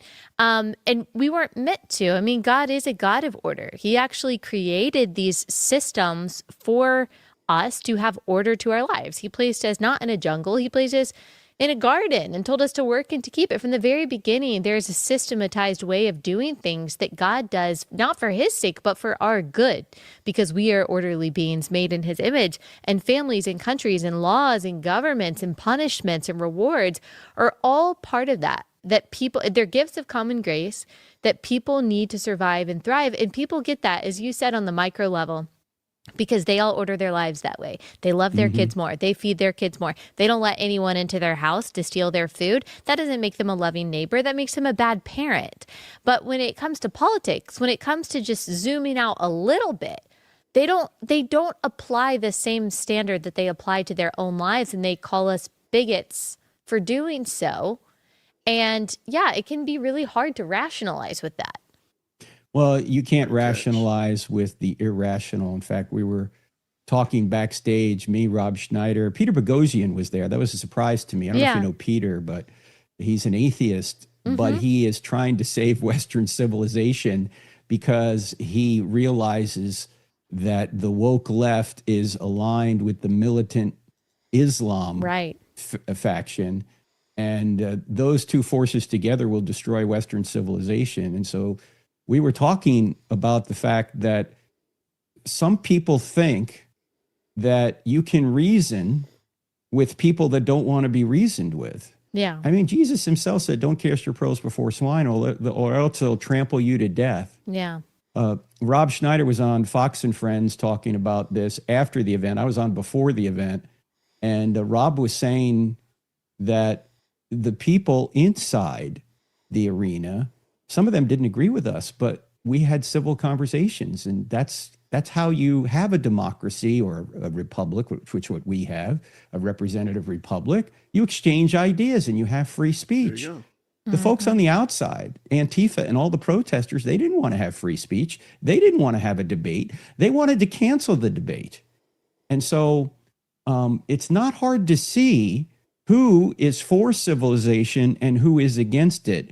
And let me say one other thing, because I want to make sure we're not guilty of what the left does. I'm not saying everybody that that has leftist views isn't for free speech. We need to treat people as individuals. You can have leftist views and be wrong about certain things and right about other things. And I'm not going to say that everybody on the left agrees with Antifa. That's not the case. However, when we look at the surveys and when we look at the actual facts on the ground at these sites, Allie, the surveys show that political violence is predominantly coming from the left. A third of college students think it's okay to use violence against people who are uttering things you don't agree with, where only 3% of very conservative people think that. A quarter to a third of very liberal students think, oh, no, that's just fine. And I mean, we did just see in the state of Virginia that Jay Jones, who... Ladies and gentlemen, boys and girls, I'm going to do a station break. I don't do this often. I don't usually stop because, Frank Turk was cooking. Let's give Frank kudos. If y'all could do me a favor, can y'all just drop some green hearts in the chat? I'm telling y'all, if you drop the green hearts in the chat, I think you'll be very pleased that you had done so. Drop some green hearts in the chat. I told you earlier that it's very possible I might have a special guest pop through, and go ahead and fill it up. I need it filled up with green. Don't stop. Get it. I need them green hearts. Come on. So I told y'all earlier I might have a special guest come through. And somehow or another, by the power of prayer, I done got somebody to get up out of their pajamas. Ladies and gentlemen, boys and girls, April Chapman is in the building. How are you? What's up, Pimpin'? I literally did get up out of bed out of my pajamas. I know. Hey. I was over here praying like, Lord, let her get up out the bed. Let her take the bonnet off. Come on, did you take the slides off? You still got your slides on? I don't wear slides and I don't wear a bonnet. I wear a scarf. A scarf. And I had my Christmas pajamas on. And I was roughing it. I was looking rough. And I said, I'm gonna do it for the homie. Let me tell you, I deeply appreciate it. Shout out. If you all don't know, this is my very good friend, co-content creator, April Chapman from, you know what? I'm doing a horrible job. Why don't you tell us who you are? Even though it looks like they love you, they get the green hearts to match your green ensemble. See what I did? I was about to say, and I wore green. I wore green on purpose. Grace and peace, you guys. No, I'm April Chapman from Unshakable with April. I'm actually I'm like an OG fan of the channel. I just haven't been over here in a while. That's okay. We always leave the porch light on for you. Leave the light on. We always leave the light on for you. Good to see you. What people don't know, they may or may not know. I actually started my podcast because you pushed me out the nest and said, Praise God. I need to start a podcast. So yeah. Well, there Before I was unshakable, I was the Standard of Truth podcast. And before all of that, you were still April Chapman. And I'm glad to have you. Thank you so much. All right. April, everybody. Oh, Jason, did you see April's video? Did you see April's video? I said, you know what? I'm going to do something better for you. And I was like, man, hopefully April come on and talk about your most recent video about how the devil is using one Candace Owens. I didn't, Lord, she had to take a deep breath. Lord have mercy. Stretch out your hand and pray. Stretch out your hand and pray. Let me get the Hammond B3 ready for you. Hold on 1 second now. You got a Hammond for real? Oh God. Yeah. All right, we had to get the Hammond. Oh, can't repeat it though. Okay. Yeah. I need that sound. I got you. The flag on the play, the applause, and the crickets. That's all I have. Hold on. I got the. So you have the flag on the play? I do. All right, you have the cricket. Okay, I got you, homie. I'll send it to you. Hammond B3. I was trying to find someone who could get me that. Oh, I got you. I mean, because at the current moment, I have nothing.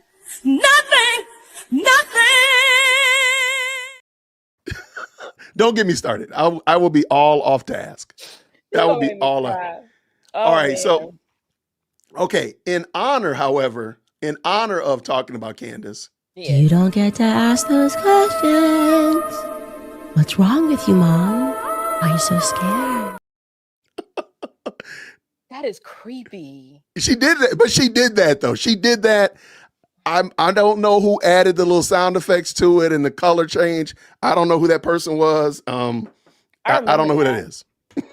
Anyway, all right. So what I wanted to hear was, if you don't mind, help us, for those persons that maybe didn't see your video, and I'll make sure that we drop the link down in the description. I know the mods have already done so. Give me your overall take. What's going on with Candace, TPUSA Faith, and the such like that? Well, so I'll first start with Turning Point, the organization. That's fair. I've had a special place in my heart for Turning Point for a very, very long time. And I came late on the scene. Mm-hmm. And it's weird because somebody that I've known probably since 2014, we reconnected on a project that I was working on. I was working on Race War with my client, Vince Everett Ellison. And what people don't know is Race War is a TPUSA production. Gotcha. And I was at, I think it was the Pastor Summit I'm losing track of when it was. But I see this guy who he's doing interviews of different people at the conference. And I'm looking at him like he looks really, really familiar. And he wanted to interview Vince. And we're talking and I'm like, I know you. He's like, I know you. And we found out that we were involved in a mutual, we used to sling theological mud on Facebook way back in the day. Gotcha. And so he and I reconnected and come to find out, he's a Reformed Baptist. I'm a Reformed Baptist. We have this kinship and we're catching up and we start talking about all the things that the Lord is doing behind the scenes at TPUSA. He was like, I have been steadily working here and I am personally discipling people. People are coming to Christ. We do Bible study. So many people have been baptized. They're finding biblically sound churches. He's telling me all of these good things that he has been directly impacting just in his personal capacity and then as an employee. And so a lot of the drilling down on faith that you saw TPUSA starting, they obviously, yes, they were very political, but they became a lot more faith-based as time went on. And Charlie was talking more about his faith, and it had a lot to do with what the Lord was doing behind the scenes. Gotcha. So I did a video the other day Mm-hmm. to try to help people make sense of, it may seem benign for Candace to just be like, I was talking with some people and I just thought it was weird that, TPUSA is leaning into faith, and pastor, and this infiltration of all of these pastors. And basically in my video, I talked about the reason why she can speak about the faith that Charlie clinged to with so much contempt and hatred in her heart is because Candace is dead in her sin and her trespasses. She has religion. And when I say that, meaning you can adopt a set of beliefs and dogma and convert to a religious tradition, but that is not the same as what you and I would understand is being born again, right? Being born from above, a work of the Spirit. Go ahead, I'm sorry. Let me jump in because I want to ask you, do you agree? Right. I argue that conservatism is really basic common sense. Yes. A man can only be a man. A little boy will always be a little boy until he becomes a grown man. Same thing with a little girl will always be a little girl. There's some very common sense things. So really conservatism really is just basic common sense. You don't have to be a Christian to subscribe to conservative principles. Right, because it's what you're conserving. You're conserving the Constitution and common sense. And I think right. And I think in a lot of people who are conservative have kind of embraced the idea of conservatism. I got conservatism. Oh, April is a conservative and she's a Christian. There you go. I'm a Christian because I hold these same values. They make that leap as if they make that leap anonymous. Right, because I don't curse. I don't believe in, stepping out on my wife. I believe in paying my taxes. Conservative things. So therefore, their Christianity is really conservatism. And I'm not saying that being a conservative is bad. What I am saying is that it's not the same. Right. It's a Christless conservatism. Christless conservatism. Right. And so when I hear this type of stuff from Candace, and earlier I was playing some clips of Charlie talking on college campuses, I'm like, how did she miss the Christ stuff when he literally was like, somebody said, how can I find a good girl? The first thing he said was go to church. Like literally, in all these examples, he's talking about Christ, God, the Bible, and so forth. Faith-based things. Right.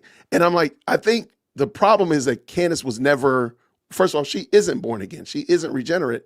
So therefore, those kind of things are an affront to her because she sounds kind of mad. She's spitting about pastors. She's spitting out about Christians and such like that. And you're infiltrating society. Right. I thought that's what we were doing. We're standing against culture. Notice the people she's coming against. So I happen to have the pleasure of being subscribed to her email list. And I looked at an email that came in today and I thought it was interesting that she says the subject line was, why are they crashing out over my investigation? But she's talking, she names Allie Beth Stuckey by name.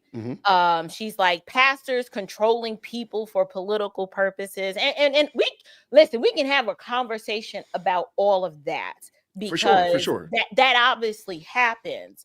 But of all the people, of all the things to have contention with, why is it faith and pastors, Allie Beth, people who Frank Turek, Rob McCoy, Mike. These are all people who claim the name of Christ, who profess the Lord Jesus. Allie is very solid. Absolutely. Frank Turek, we might have some disagreements on some tertiary things, but for the most part, he's a faithful Christian apologist. Why?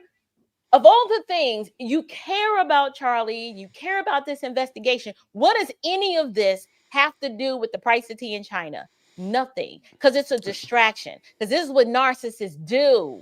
Right. She has experienced a narcissistic injury, and the lashing out that you see is the venom that has been stored up in her veins for a really long time, and she's not going to stop. She's not going to stop.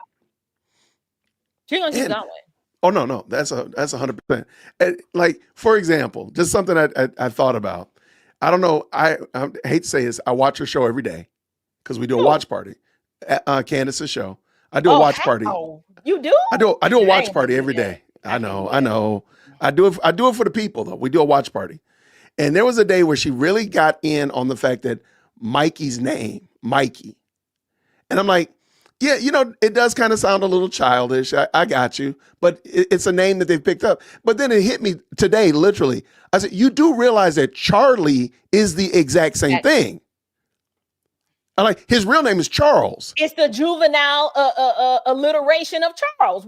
Right. Mikey, Mike, Charlie, Charles. Right. And like, why are y'all okay with Charlie, but Mikey is suspect and now you got to go to jail because he had his hands near his ear? Like, wait, Charlie's the exact same thing. Like, stop. Narcissists are inconsistent. The standards that they lay out and set for everybody else do not apply to them. Never. And when they experience a narcissistic injury that is so deep, nobody is safe. Nobody is safe. So the only people who are safe from her wrath are those that agree with her, but let her audience start asking questions like she does and pushing back. Yeah. Now they're no longer allies. They are betrayers. Absolutely. Right. And I mean, something simple as, again, I think Allie Beth, you and I agree, Allie Beth was extremely gracious, extremely biblical in her retort and her correction. But what did she say? Yeah, she's a fake Christian. Well, ma'am, how about you tell us what a real Christian is? How about those I was unaware of that. She called Allie Beth a fake Christian. Don't you make me pull up the Twitter. Don't you look, you're gonna make me go get the Twitter. And y'all know how I feel about my girl Allie. I don't. Oh. Girl, I got to come for you. Oh no, I'm about to pull it up right now. Oh, I don't watch her show like that because I am trying to have a more macro analysis of what's going on with that. And my job is to help my audience understand this is what's going on spiritually. This is how the people of God should respond. But I'm not trying. I don't really want to feed the beast. I only really want to respond when I feel that is something that is necessary for me to respond to. And you start attacking the people of God, yes, that's gonna pull me out. And I'm gonna do a video because the brethren, that's my people, right? Right. Those who do the will of my Father are my brothers and my sisters. So I did not know she called Allie Beth a fake Christian. Call her a fake Christian. Hold on. I had the clip and I deleted the screenshot, but that doesn't mean anything. This means I just deleted it. But I will pull it up in a second. I didn't know. Oh yeah. So but even in that, like, she missed the graciousness that the woman extended to her and just, giving her I thought it was a very gracious retort and correction. We were talking earlier about Brandon Tatum correcting his sister. We're like, yeah, that was a gracious correction from Allie Beth, and I think what we don't get from Brandon Tatum. Don't want to start a fight there. So Allie Beth is a fake Christian. My question, it's interesting that I had a train of thought. I had something that I was gonna say, and I lost it. It'll come back. It'll come back, and when it does, and it was good too. I was holding on, but perimenopausal brain. I'm sorry. No, it's all good. Wow, that's interesting. A fake Christian. Yeah, she's a fake Christian because she called out Allie Beth, and I'm sorry, she called out Candace to the point that you were making. Because she got that narcissistic injury, she called her a fake Christian, and she was not even. I got to pull it up. I know my mods are going to tell me what it was because it was pretty egregious. Like, are you kidding me? Wow. I'm batting a whole zero up in That's here. interesting that she would say that. So I'm like, so you actually, if you believe Allie Beth is a fake Christian, why would you ask Allie Beth to participate in a public debate with your husband when you were toying with the idea of, am I going to remain the fake Christian that she was, or convert to the false religion of Rome and become a Catholic? She enlisted the help of Allie, and they had a very public, charitable engagement discussing doctrine and theology and the gospel and the difference between what Protestants believe and the difference between what Catholics believe. I think it's interesting. I'd be like, so on what basis is she making that assertion, though? Because I would ask her, what makes a Christian? How does one become a Christian, Candace? No, I would ask her that. I'd be like, you articulate to me the standard that you are applying to assert that Allie Beth is not a Christian. That's probably one of the first questions that I would ask her. No, that's a fantastic question. I don't think that she would be able to realistically answer it with any level of veracity. Why can't I find But this? the question is, what does this have to do with Charlie Kirk's assassination? Nothing. This is her venom and her vitriol because she is angry. I believe this in my heart of hearts. She believes that TPUSA belongs to her. No question. She does not feel that Erica is capable of running that organization. And since she was there during the early stages of it, now that Charlie is gone, how dare they allow his wife to take on and move his legacy forward? That is supposed to be hers. And I got a lot of flack for that. A lot of people didn't like the fact that I said that she sounds like a jilted lover and that she wants to be Erica Kirk. A lot of people were very offended. I got one lady sent me this whole long that email. I was like, ma'am, listen. Nobody got time for that. I can't read a 4-page letter. Okay. I'm not Aaliyah. I'm not interested. I said what I said, and you're not. I think my concern is, why aren't we dealing with the arguments? The lack of discernment, the fact that the goalpost continues to be moved, and she has cast aspersions on everybody. I'm waiting for her to say that April Chapman has something to do with it. That's how ludicrous it is at this point. Because I went to the memorial, Now, where were you? Where have you been, April? So we might need to check some boxes. Where have you been? Where were you on that fateful day? Were you on an Egyptian plane? Were you? No, but my dad's in the military. You see, it's a wrap. You're in trouble. It's a wrap. In the Army in the Korean War. Yeah, and he was a victim of Agent Orange. So because he was a victim of Agent Orange, the neurological issues that he experienced as a result of that caused a root of bitterness to raise up in his heart, and he got mad at Charlie Kirk, who had not even been born yet. You see, because he was going to have a child 10, 15, 12 years after being discharged from the military, who was not going to be born in April, but whose name is April. And I like butterflies. I got one even better. I like butterflies, and I got stung by a bee on the lip when I was 6. I'm a suspect. There you go. You might need to call your lawyer. But let me also add this: if your dad was impacted by Agent Orange, he was. Orange man bad. That's it. Oh, and I'm from New York. Oh, come on. I'm from New York, and it's on record that I said that I liked Trump since I was 5 years old. I'm not new to this. I'm true to this. Huh? That's it right there. Put the pieces together. I would highly recommend that you go ahead and get your lawyer on the phone. I will not. I shan't not. Oh, you know what I can't do? I can't figure out why I can't find this picture. I know. I'm letting you all the way down. I'm like, where did this picture go? It's okay. Let me check my email, because I know one of them has sent it to me in email. All right. Give me real quick. So shout out to all the new people that have just found out about April. Make sure y'all check out our friend April Chapman on Unshakable with April. Tell us, what are you doing? What are you working on that you can tell us about? That you can tell us about on your channel or off channel, whatever. Well, okay. So the big thing I'm working on right now, I'm working on a book called The Red Gospel. Anyone who watches my channel knows that I talk politics macro, but I do have a heart and an affinity for my kinsmen according to the flesh, Black people. Absolutely. And in the sense that I have been very, very interested in trying to unpack and understand why do so many within the Black community fall in line with liberalism despite being so intimately connected to the church and faith traditions and things of that nature.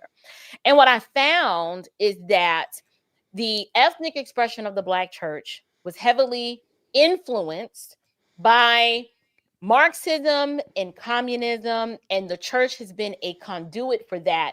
And it answers so many questions as to why the Black community, by and large, is so loyal to the Democrat Party and why the Black church is complicit in maintaining that stronghold. So my book, The Red Gospel, actually traces the history of all of that. And I do name some names. I do. Uh-oh.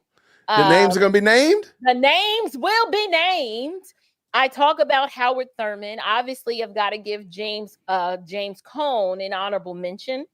W.E.B. Du Bois, the Southern Christian Leadership Conference, Martin Luther King, Ralph David Abernathy, Jesse Jackson. The whole game. Al is getting some shine. And then some modern day equivalents, Freddie Haynes, Jamal Bryant, Reginald Sharp, Otis Moss III. Everybody's getting to work in the They Red deserve Gospel. They're getting that work. But it's important. But this book is not just for the Black community. I am writing this book from the vantage point of why does this matter to the church at large?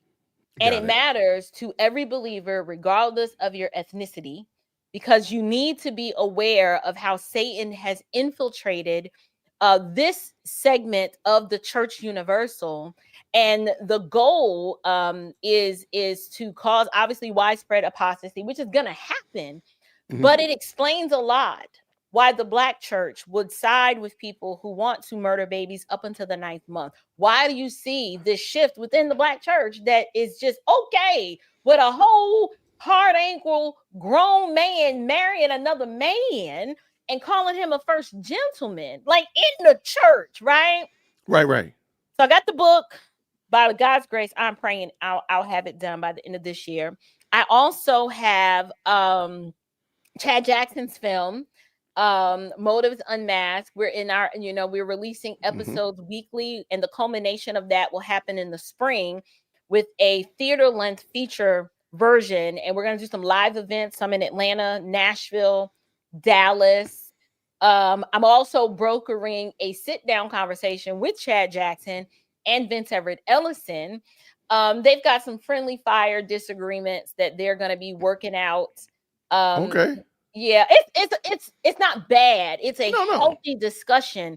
But as you know, Chad comes from, or you may not know, Chad comes from the position that, the Republicans are just as bad as the Democrats because they're not really conserving anything.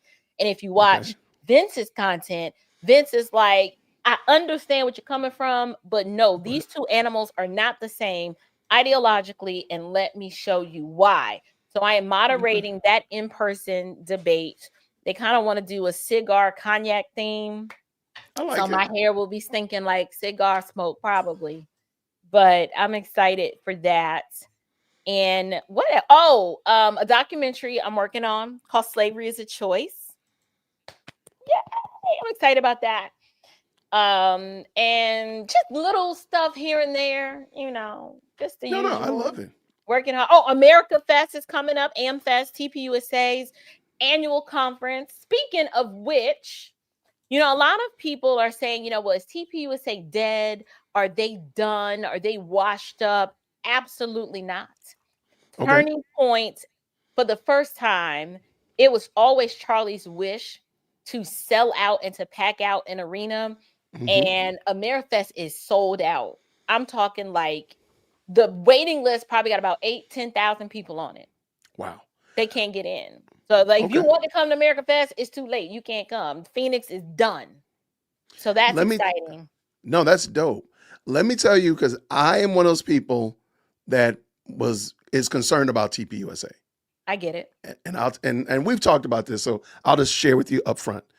Sure. Some of the people, I understand the big tent wanting to be as super gracious to people and as such like that. But me and you have talked about it offline, and we cut people off after a certain point and say, that person is just not willing to reconsider his or her thoughts and join us closer here. They're going way out there, and I can't stretch myself out that far. Yeah. I do think some of the people that they've aligned themselves with, and I'll just say Tucker Carlson is one of those people. I think Megyn Kelly is one of those people that they're not going to do them. Sure, at one point they did rock with you and they walked hand in hand with you. And Charlie would probably still mess with them if he were here. Right.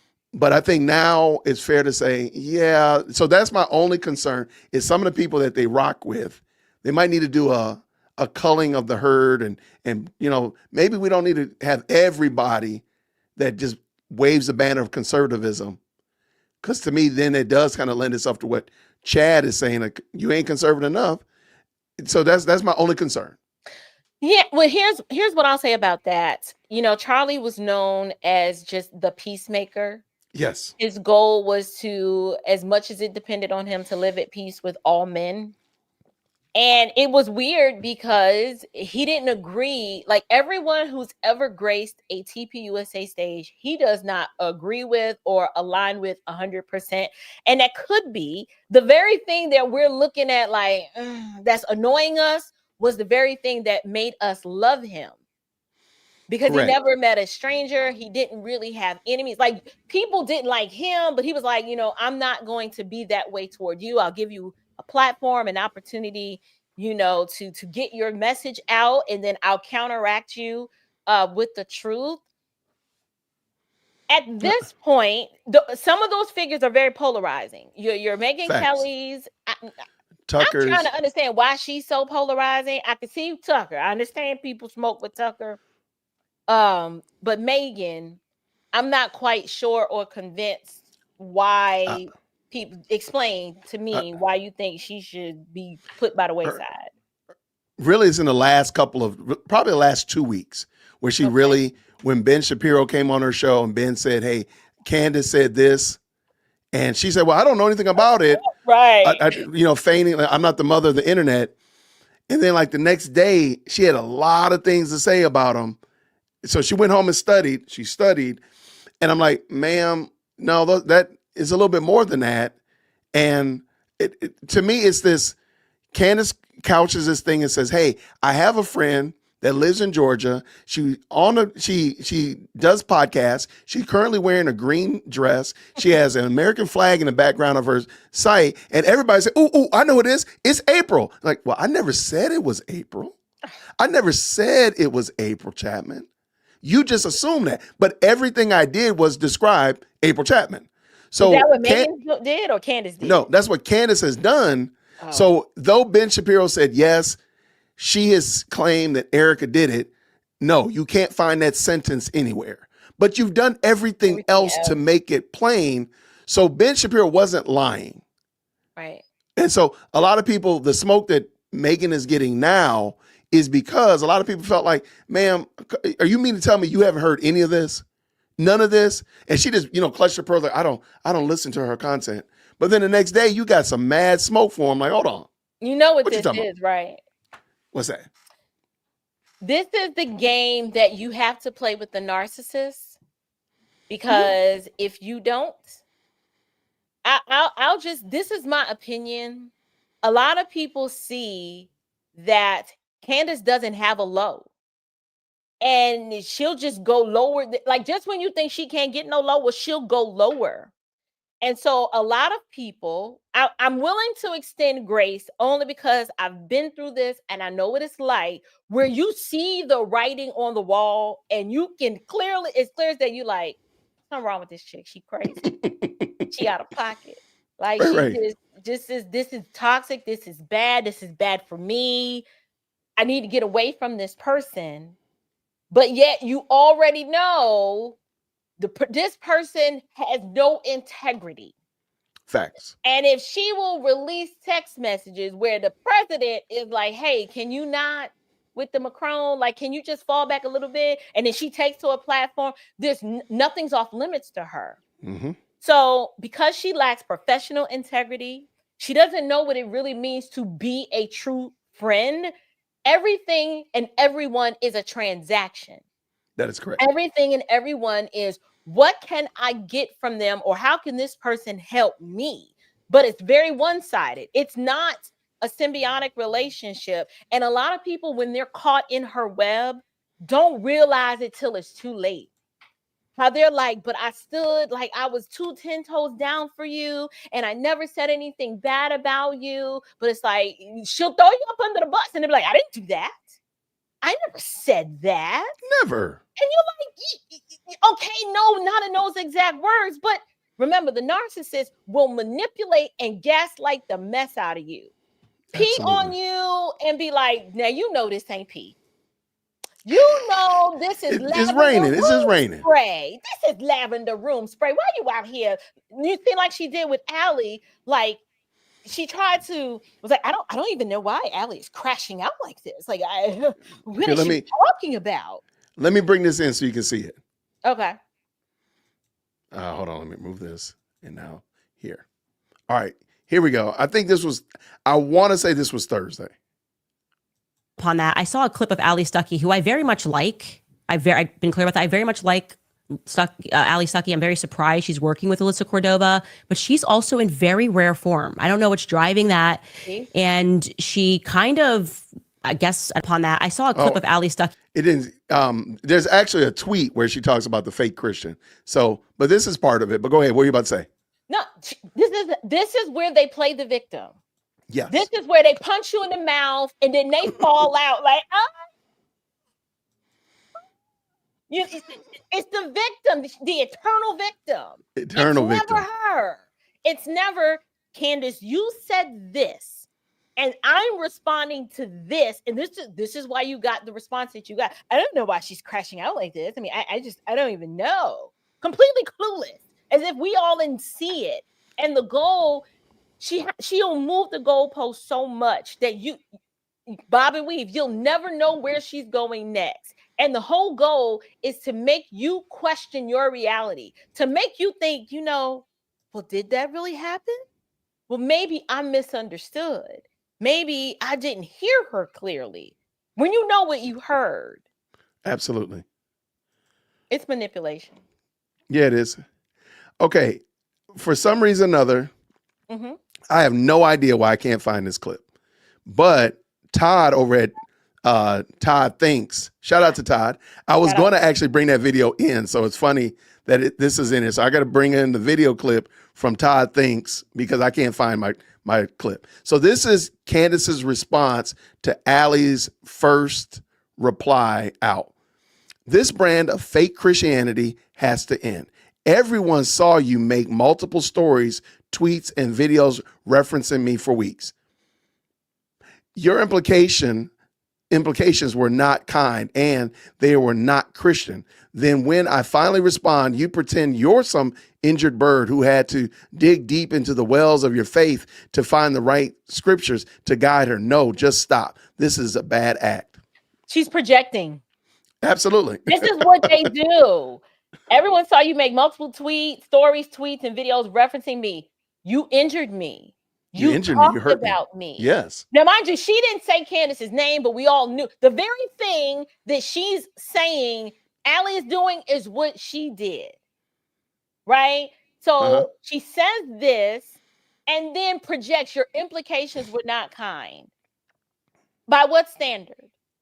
Nothing Allie said was uncharitable. Now, if somebody levied that claim toward me, I might actually own it. Because listen, I'm not syrupy sweet like Goldilocks, Allie Beth.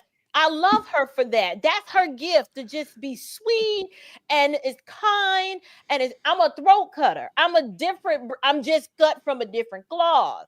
Right. It is what it is. But I'm not coming from a place of malice. I'm very assertive in what I say and how I say it.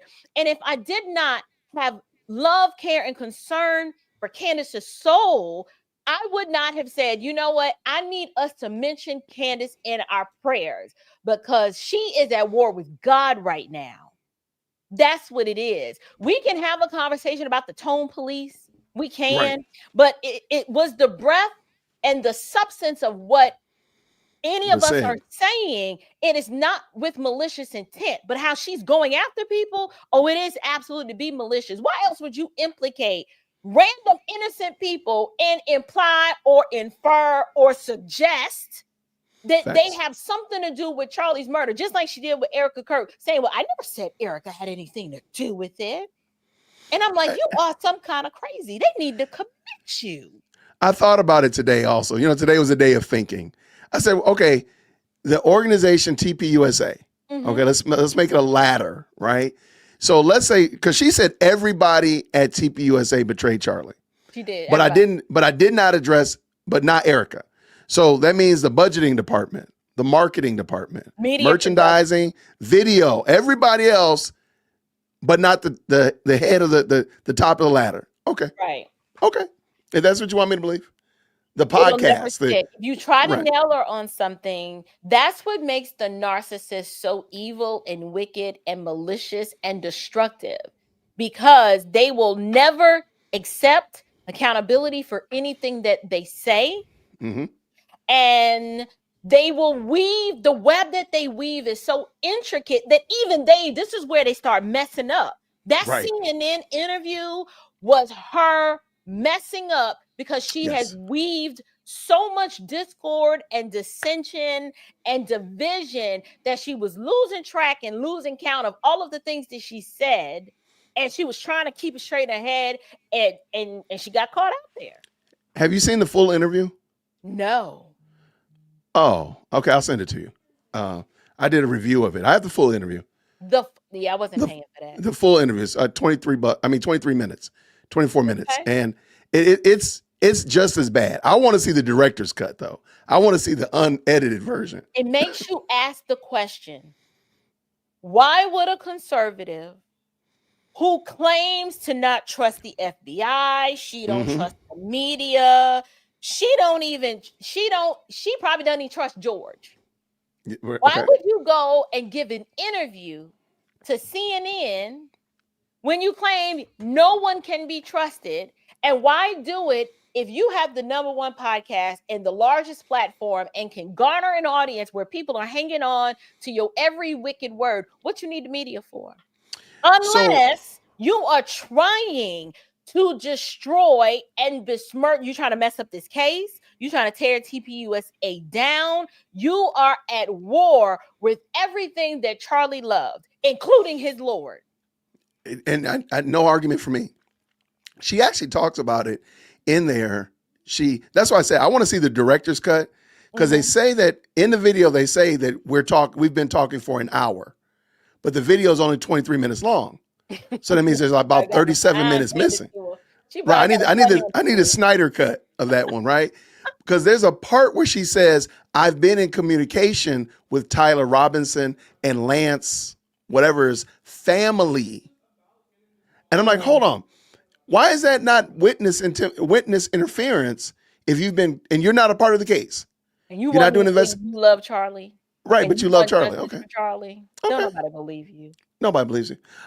There's a question here, April. I don't know if you have time, because I've talked about this and I would love to hear you talk about this one. One of the issues, again, it was like Thursday. Candace brought on Lance Wallnau talking about the 7 Mountain Mandate. And that's that. And you're familiar with this or no? I'm familiar. Yeah. So I used to attend a church where this was taught like as from the pulpit. Yep. And obviously I was unregenerate and didn't know my Bible. So I didn't have an answer for it back then. But essentially, do you want me to explain it or just give my opinion on it? I'll explain it and then you give your opinion. How about that? Sure. 7 Mountain Mandate is this idea that there are 7 areas of culture, and I don't remember them all by, there's arts, education, government, finance, media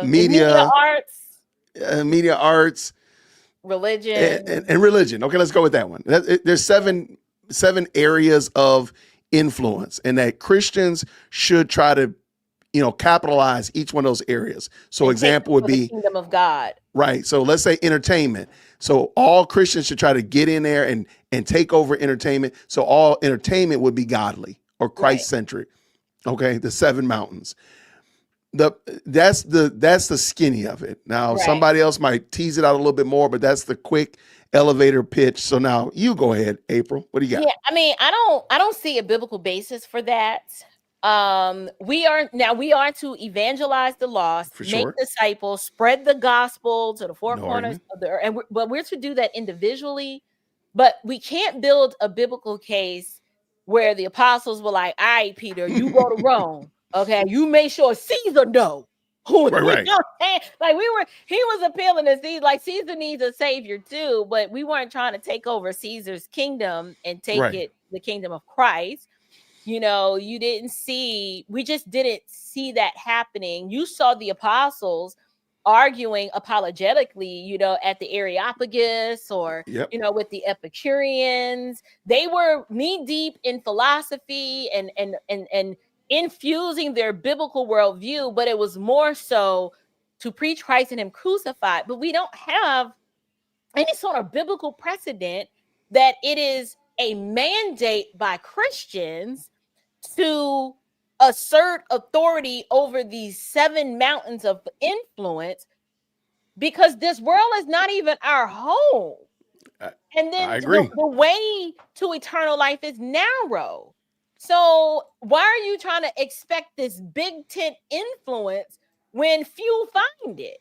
They're going to be few from probably every tribe, tongue, nation, and people group, but I don't know about spheres of influences or mountains.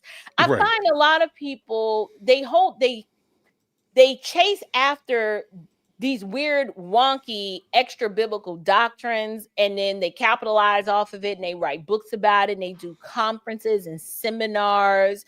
But if you ask them to defend it exegetically in context from the scriptures, they can't. They can't. I mean, I get it, but I'm not trying to do that. No. Thank you so much. It is weird though. Yeah, it's very weird. And I think, and Candace brought that up as if that was the idea of the majority of Christians. And no, it's not. And I mean, again, how I know are you going to capture Hollywood for Christ? It's perverted. We don't want Satan's kingdom.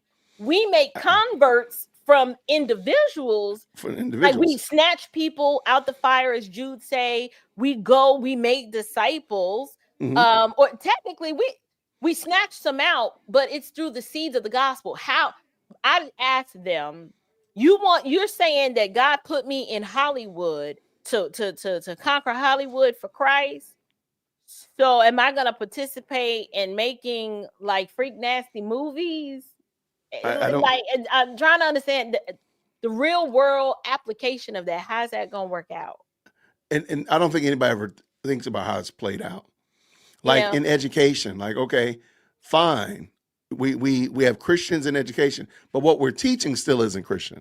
Right. like there's a problem there. Be the salt and the light. Absolutely. But we ain't supposed to take, like, we sprinkle the salt and we bring the light, but we're not trying to take over the whole meal. Right. Yeah. Because otherwise you got I guess you got a big salt lick. I guess. I don't know. That's gonna be weird. That's gonna be strange. I don't know. Good question though. Thank you. Yeah, that was great. Thank you. All right, how much time I got? I know I want you to be like, look, Jason, I was gonna go live. I was, but I don't even know what I was gonna talk about. So I might just do a what is that in your hand? A fan. Lord have mercy. Y'all stretch your hand. Bro, these lights are hot. I'm hot. That's because you're a superstar. See, we just got plain old Elgato key lights up in here. You over here got the lights you gave me. Is that the light I gave you? They're the same lights. The panel light. Yeah. All we did was suspend them from the ceiling. Why they create so much heat? I don't know. I'm sorry. No, it's me. It's my hormones. I'm old. Jesus, be offense.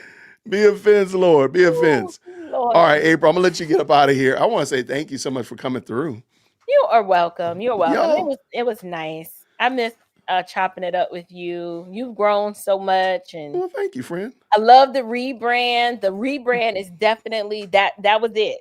It was that we had to do the. We both rebranded though. We did. Yeah, we did. We did. I love it. So If the mods could just make sure we have April's link in the chat again. Thank you, April from Unshakable, who you stopped can on through. connect your YouTube account to join the live chat. That's what it was asking me, telling me I could do. Meaning, like I could participate in the chat. Yeah, Why I am think I so. trying to talk and type at the same time? That's what I'm doing. That's what I've been doing. Really? Yeah, but I do it all the time. My though. audience be like, "Ma'am, you were too distracted. Pick a struggle. Okay, you either go talk or you go type, but you can't do both." You can't do them both. I love it. I No, love I'm it. not that coordinated. Now, let me tell you. Now, I mess it up a lot. Now, let's be honest. Tell the truth. I mess it up a lot, but they're gracious to me. Anyway, it's been real. It's been You got fun. a friend. It's been Thank real you so fun. much, April. I appreciate you, love. Be You're good. welcome. Bye. Take care. All right. So that was April from Unshakable. See, I do have friends, y'all. I really do. I really do have friends. Thank y'all so much. And here's her link right here. Y'all go by and check out what she's doing. I know she's going to earn your subscription and comment, all that kind of stuff. I will do my best, Ben, to make sure. Look, it took a lot of arm twisting, man. Let me tell you. There's a lot of text messaging, like you come in or not. So shout out to April for sure, man. I appreciate y'all. Now, before April came on, we were still watching Frank Turek and Allie Beth. Said that he hopes.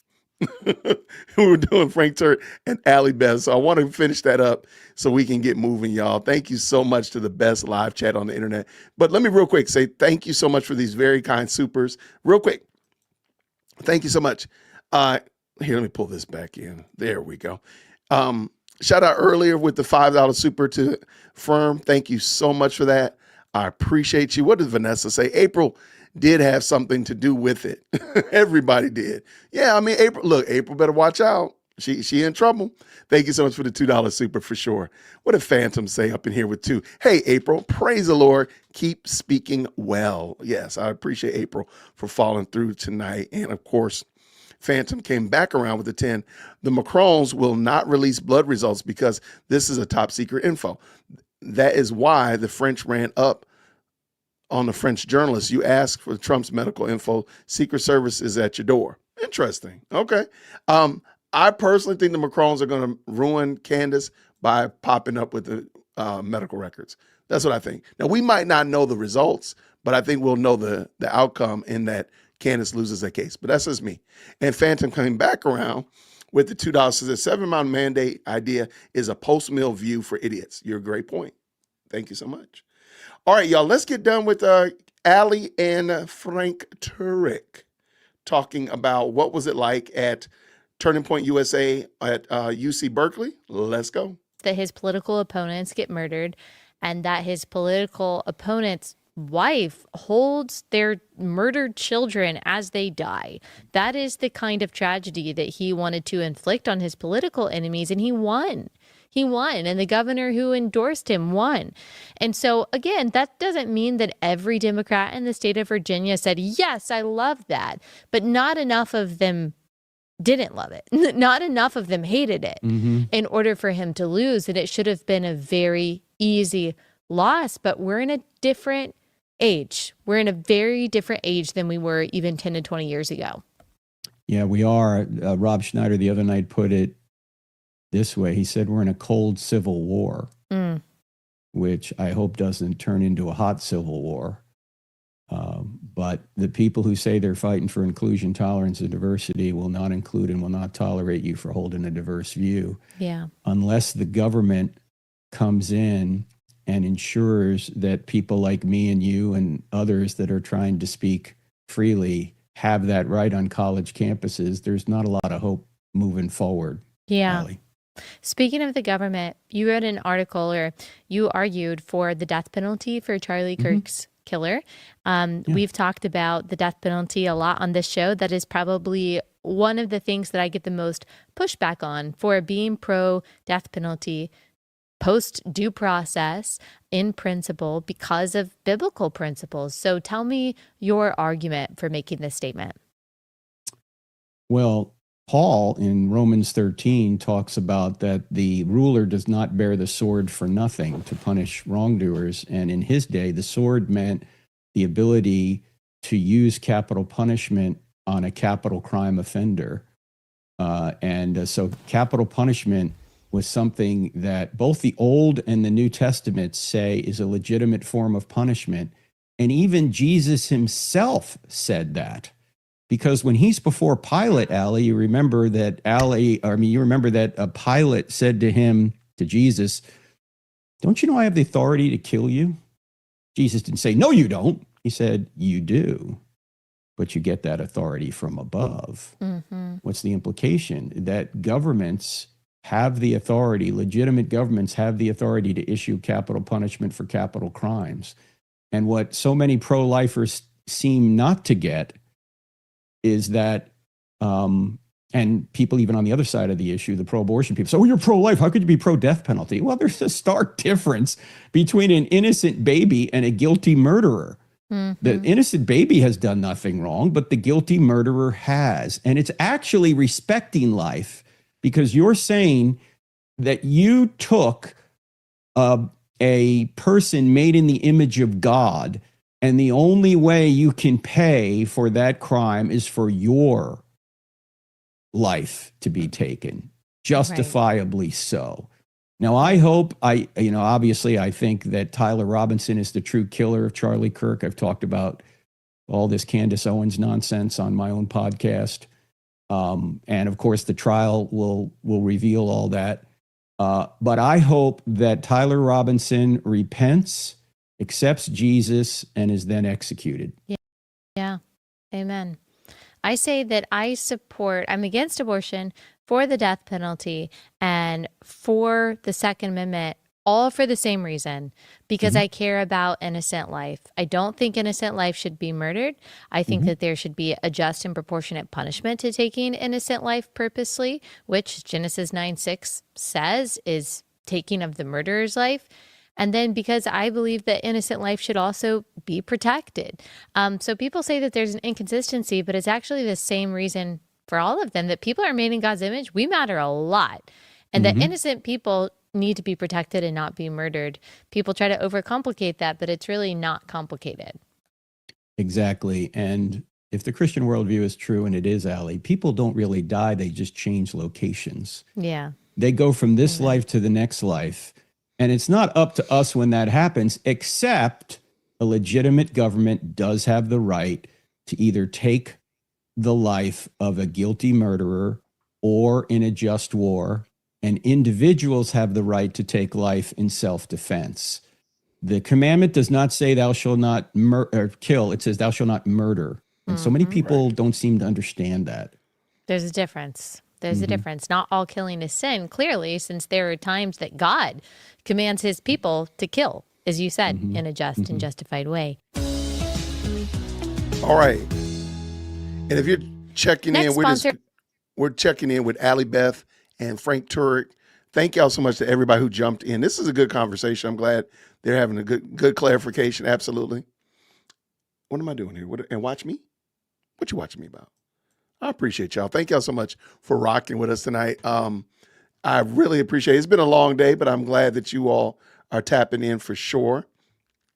And please, if you want, there is, when we get finished with this one, there is a video by David Woods that, again, it's like the request line. I'm taking people's requests. So I took that earlier this week. Some people asked me to look at this David Woods video, so I'm going to pull that in, and we're going to look at that one as well. So as soon as Allie Beth and them come back, 1 second, I think they're almost done with her ad read, and we'll be pulling that back in a moment. Let's bring her in. Let's see what she's talking about. It's Shopify. With Shopify on your side, sign up for your $1 per month trial and start selling today at shopify.com/Allie. That's shopify.com/Allie. Well, you brought up Candace Owens. You said that you talked about it on your podcast. Could you tell us, if people haven't watched what you have already said, what is your take? Her proponents say, well, she's the only one seeking truth. She's the only one really investigating. She's trying to figure this out. And then, of course, her detractors say, well, this sounds like a conspiracy theory, and she's airing out pre-existing grievances in the name of investigation, and she could be hurting a lot of people in the process. So how should we think about this? Let me ask you this, Allie. Suppose I were to say that I think Candace Owens is the real killer. And I think the reason she's the real killer is she was upset that Charlie stopped inviting her to the big events. And what she decided to do was have him taken out. So Turning Point USA would not only pay for what they did to her, they would look at her as maybe someone who could succeed Charlie. And then she would be the president. And she's insinuating all sorts of other possibilities in order to prevent her from being found out as the true killer. You would go, Frank, you are crazy. And yeah, I would be crazy to suggest that. It's a possibility, though, isn't it? I mean, it's a possibility, Allie. I mean, anything's possible, but do I have evidence for it? I have zero evidence for it. And I would never want anybody to send Candace Owens death threats because I'm pushing a possibility without evidence. But you know what? That's what Candace Owens has done to others. My friend Mikey McCoy is getting death threats. I'm getting emails saying, you never know what could happen to you. Wow. You ought to repent. It's one thing to ask questions. It's another thing to present or to insinuate that someone is guilty because you've put a web of possibilities together without any evidence that says that what you're saying is true. And I know there are a lot of unanswered questions about this particular murder, and there should be. Now, why should there be? I had my friend Jay Warner Wallace, the cold case homicide detective, on the show about 5 weeks ago, a couple weeks after the murder. And Jim has been a part of several homicide investigations and prosecutions. And here's his main point. The prosecution is never going to tell the public anything they don't need to tell them. The prosecution's goal is to convict the real killer, not quell conspiracy theories. That's a good point. Why? Well, let's put it this way, Allie. If the FBI is right now investigating a second shooter with regard to the Charlie Kirk murder, they're not going to tell the public. Why? Because if they tell the public and then someone comes forward and says, oh, I saw the second shooter, they don't really know if that guy really saw the second shooter or that guy's just trying to make a name for himself and trying to get attention for himself. Right. They have to keep their cards close to the vest. Also, they don't want to taint the jury pool. Also, they don't want to tip off the defense. Prosecutions rarely reveal what they have. They will, though, check into conspiracy theories privately. How do I know? Because they checked into me. I don't know if you saw the stupid guy in the white hat. He's signaling the killer for Charlie Kirk. I didn't even know about that for the first 30 hours. When I got back to Phoenix after the murder, this was Thursday afternoon. It happened Wednesday about noon. When I finally got back to Phoenix after J.D. Vance came and picked up Charlie on Air Force 2, my wife picked me up and said, do you know that you're the subject of a conspiracy theory? I said, what? What are you talking about? And she told me the whole story about the guy in the white hat. Yeah. No, Allie, I'm still getting people online saying, and you're not a part from of this. Candace. That particular one wasn't from Candace, just from other people. And this is just an example, though, of when people imply things or say things about you, it has a real consequence on your life. Yes. And it's so stupid. Like, why would anybody looking through a scope from 200 yards need somebody 25 feet from Charlie in a white hat to tell the shooter, hey, Charlie's over there. He's the one with the microphone under the tent. He couldn't even see me anyway if he's looking through his scope. Right. It makes no sense at all, yet people still believe this. Yeah. And So the FBI actually called me, Allie, and we just have to ask you the question. Were you signaling the shooter? Yeah. He said, I know this is kind of ridiculous, but I have to ask you. Why do they have to ask me? Because what's the defense going to do? Did you check into the guy in the white hat? Did you check into the second shooter? Did you check into this? Did you check into that? And the FBI is going to do all that. Think about all the resources that are going to be squandered because of that, because of the sheer volume of conspiracies that have come out. The man in the bush, the company that owns the property around the school, the Ninja Turtles, the bees, all of this stuff, man, the Egyptian plane, all that they're going to have to look into because of these conspiracies. That's crazy. And I'm not saying that they don't follow leads, but some of them are not even leads. They're not even real leads at all. They're just kind of thrown out, like, why did this person's arm move 32.8 seconds before this? What are you talking about? That's the part. Why? Because if they want a real conviction, they don't want any holes in the case. But they're not going to broadcast to the world. We checked into that. We checked into this. Yeah. So would it be plausible to say that someone who is positing the guilt of, all of these other people at Turning Point, Mikey McCoy, I believe that the statement was that he acted weird after Charlie died. That was the accusation. And also that he was planning to be some kind of successor, which I don't see any evidence for any of that. And I just think how painful it must be to be someone who was close to Charlie, who watched him die, you too, and be swept up in like, oh, possibly like, were you involved in this? But so would it be plausible to say that making all of those statements publicly, someone with a platform doing that could help the defense and hurt the prosecution? Yeah, of course it could. Look, Candace has a right to ask any questions she wants. I think she crosses a line, an ethical line, not a free speech line, an ethical line when she is insinuating people are guilty without evidence. You know what one of her pieces of evidence? Wait, real quick. I want to bring that in because that's when I'm glad he said that. I'm glad he said that. That we're not talking about a free speech line. We're talking about an ethical line.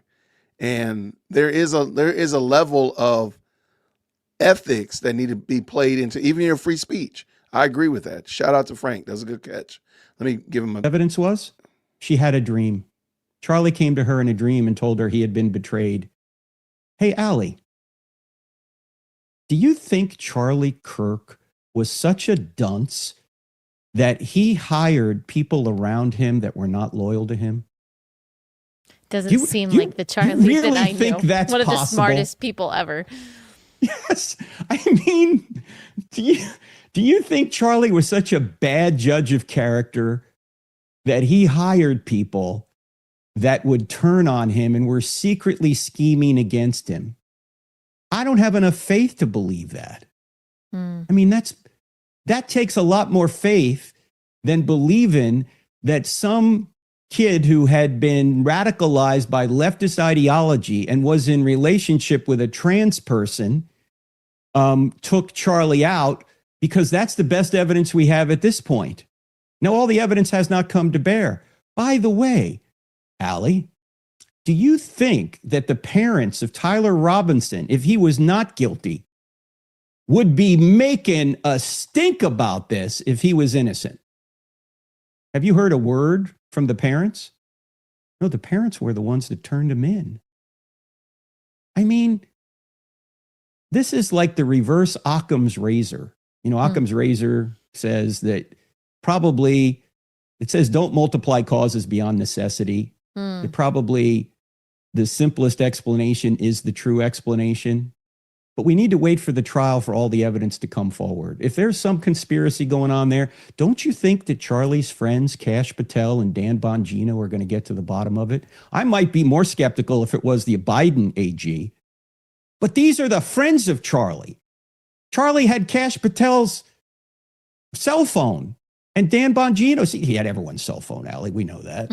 I mean, he was one of the most well-connected persons among Christians and among politicians ever. And he was 31 years old. This man was not betrayed by people closest to him. Yeah. That's not the answer. And I'm going to throw an idea out as Allie does a commercial break. Why would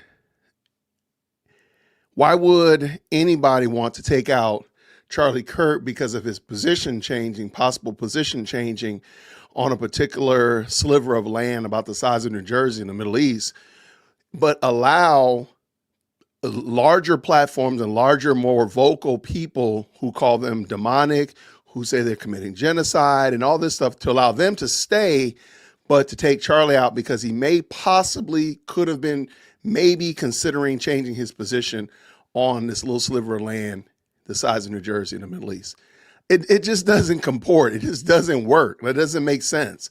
But, and I'm finding it funny in one sense, but then sad in the other, that so many people are not using critical thinking to think past that and say, well, this doesn't really make sense. So let me bring them back in. Shout out to Frank and Allie, crushing it. Shout out to them. Here we go.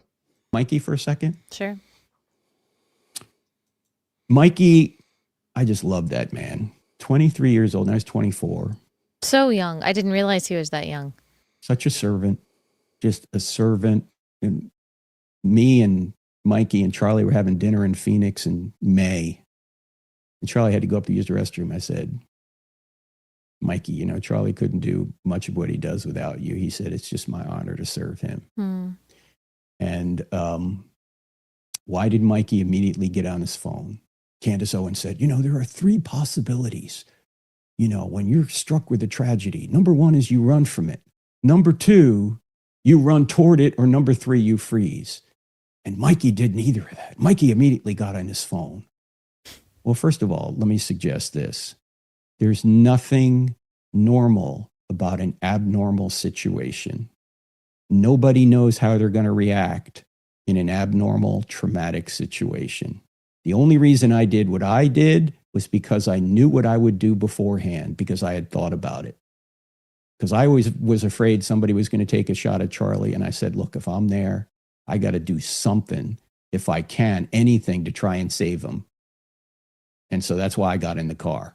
You know what Mikey had been told over and over again by Charlie? If anything happens to me, the first thing you do is you call Erica. Get her on the phone immediately. Now, Erica was in Phoenix. We were in Utah. Mikey did the emergency procedure. That's what you're supposed to do. And anybody in the military or law enforcement knows what I'm talking about. You know, I was in the Navy for 8 years. You think about all this stuff before it happens. So when it happens, you don't have to think. You just do what you're supposed to do. What sense would it make for Mikey to run to Charlie when his security team, 6 guys, were already on him? Well, 4 guys were on him. There were 2 more there. Right. They were already, they were right there. He would have just gotten in the way. He knew what he had to do and he did it. Yeah. And, you know, I don't have any special insight, but I assume that thing, as you said, had been rehearsed. And as you said, had been talked about. And Erica said on Fox News to Jesse Waters that Mikey called her and said, get the kids, get security. This just happened. And so if that's not what happened, or people saying that Erica is lying, like that would be the implication there, that she's not telling the truth. And so I really feel for him, and the implication that, you know, he was promised to be Charlie's successor, and that's why he's speaking at Liberty University. Again, no evidence of that. I mean, Mikey's not hosting Charlie's show. I don't see like Mikey doing a bunch of interviews out there being like, I haven't seen him at a campus stop. He hasn't been on doing any of these debates. There have been a lot of us, you, me, a lot of other people who were in this circle who have been asked to go to this speaking engagement or go to this campus stop or fill in or do this interview or things like that. Not, you know, to take anyone's place, but just because, you know, we're trying to fill in for a friend. But I haven't seen any evidence of Mikey stepping into any realm. I've seen him continue to serve. And so again, I just don't see the proof. And I think it matters a whole lot to put someone, you know, in the crosshairs by implying that somehow they were involved in this. That's like a really, really hefty claim to Mhm. make. Yeah, and it's causing dissension among the brothers. And you know who's urging him to step in more? I am, because I think the kid is gifted. And I've tried to have several mentoring sessions with him, like I had with Charlie, and he just can't do it yet. He just can't. I mean, we've tried to do it, and he's in mourning, and he's trying to hold it together. I mean, he's a strong kid, but he's a kid. He's 24. Yeah. And I mean, he has the demeanor and the intellect to go, once he's trained, onto a college campus and be a very attractive ambassador for Jesus. And so I hope at some point he does.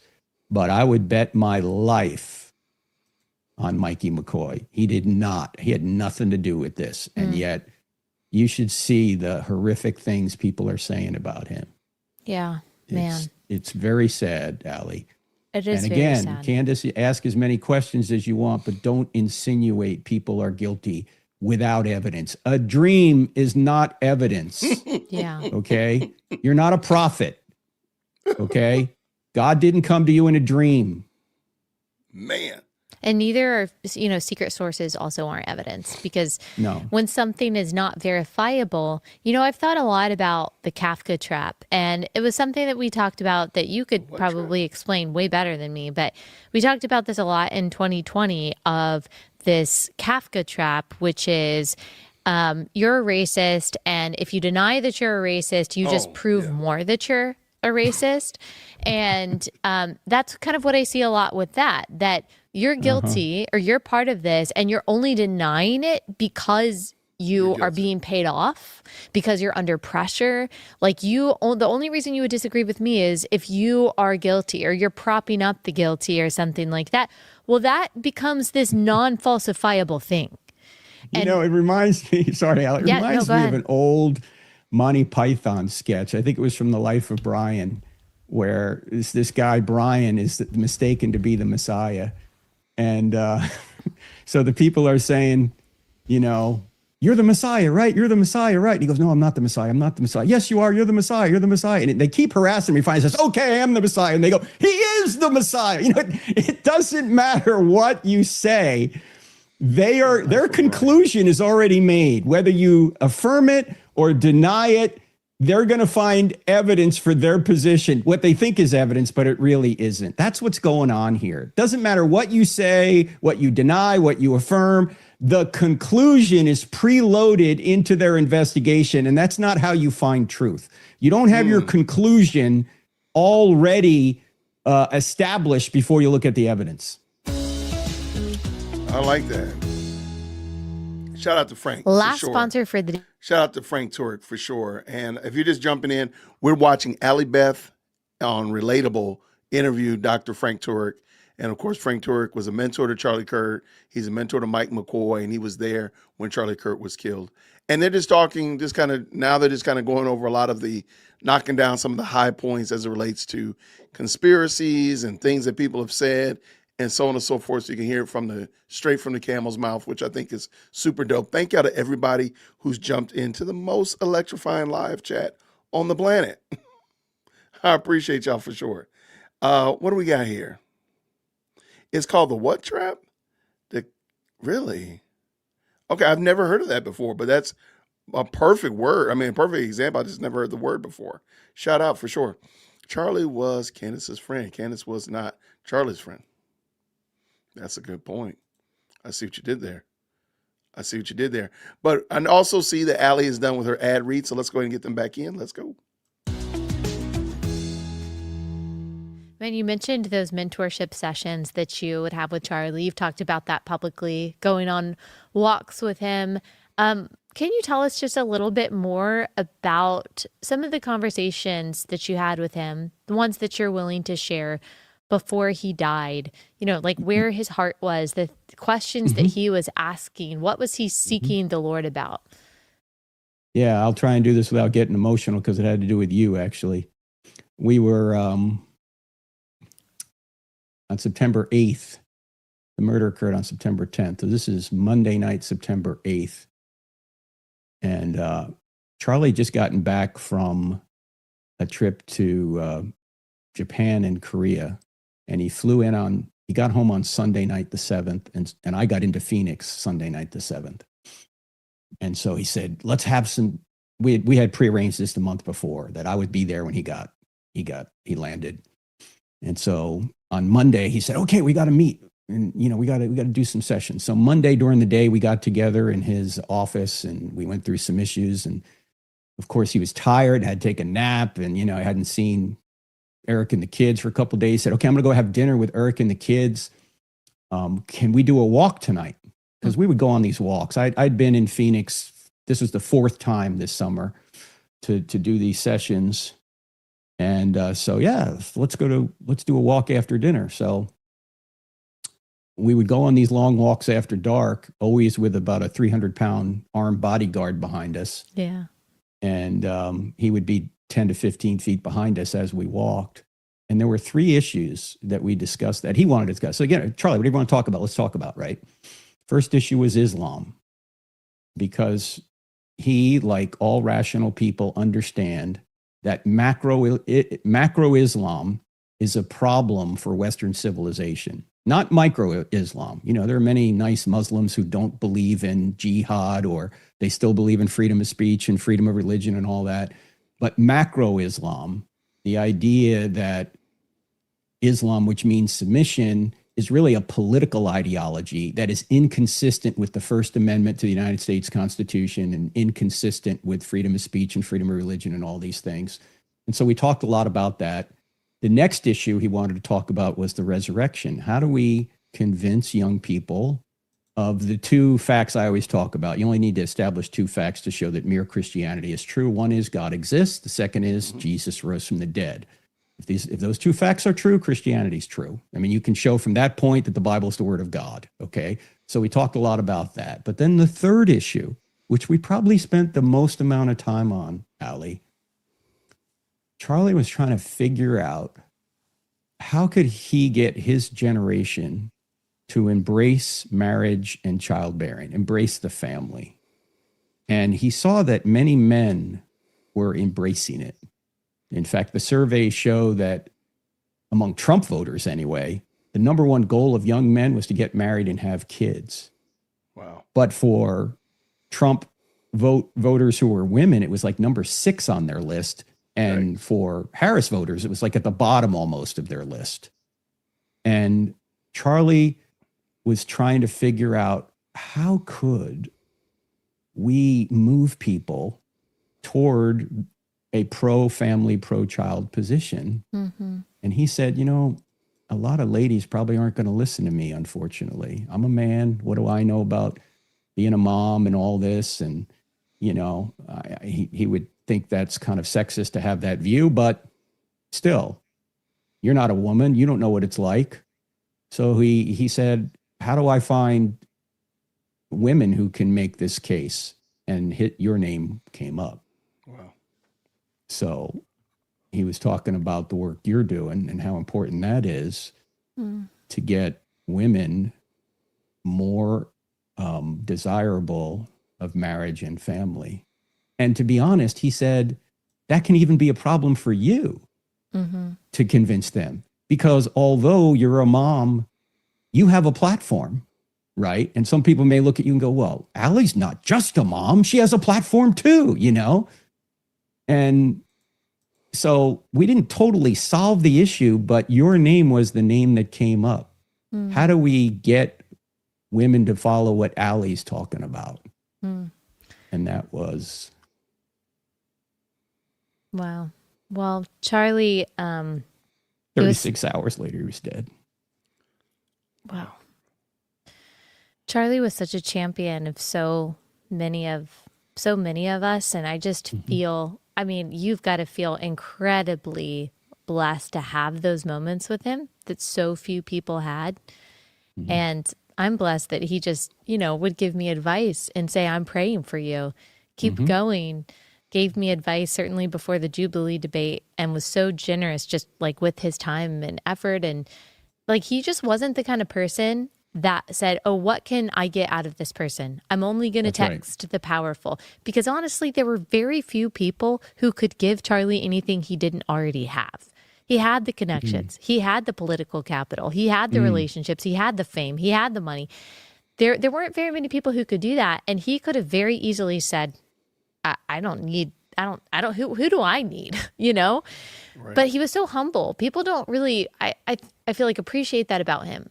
He was just very humble and really sought the expertise and insight and wisdom of other people while championing them at the same time. He was just a very, very unique person. He did. That's why I said at the memorial, you know, it could be hard to mentor somebody smarter than you, but not with Charlie Kirk, because the only thing that exceeded his intellect was his humility. You know, the few things that I knew that he didn't know, he wanted to know. Yeah. And one thing he said, I don't know, maybe a year ago, and I was very sensitive to this because I know people, especially like him in his position. He said, one of the problems is everybody wants something from you. Mm-hmm. Everybody wants something. That's why, and I know that. I know that when you get to that level, you don't really know who your friend is, or do they just want something from you? And so I made it my goal not to really ask him for anything, because I just wanted him to succeed.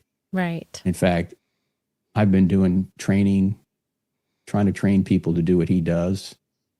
It's so hard to find people, Allie. So hard. I said to him, I've been waiting for you for 30 years. Yeah. You know, there are very few people that can go to a college campus and answer questions, any question. Oh, yeah. And you can do it. Elisa Childers can do it. Natasha Crane can do it. A few others can do it. You know, people that have been in this a while, Jay Warner Wallace, Greg Kokel, yeah, they can all do it. But finding young people, I mean, you're a blessing, Allie. You're anything I can do to help you. Well, thank you. So, and you have, and you've helped. I mean, I know you know this, but maybe you don't think about this, but you have helped millions and millions and millions of people because of your mentorship of Charlie. And I know you will be humble and say, oh, I didn't teach him anything he didn't already know, but you did. And he would not, he was not someone who wasted his time. We all know that. No. And he would have never said, oh, I just spent all day with you. Let's go on a walk tonight. Unless he knew that what you had to offer him was so valuable and something he needed to give to millions and millions of people. And you won't even know until the other side of eternity when someone comes up to you and says, I know the gospel because of what you said to this person who said this to this person, and on and on. That's right. So yeah, as you said, there's like 10,000 people that go into somebody's salvation. Yeah. And it's not just me and you and Charlie, Allie. It's everybody watching right now. Exactly. Because the people watching right now, you out there, you're going to reach people that Allie and I don't even know. Yep. You're going to reach them. So you don't have to change the world. You just need to change somebody's world. So do whatever you can to advance the cause of Christ, wherever that is, however that is. Yeah.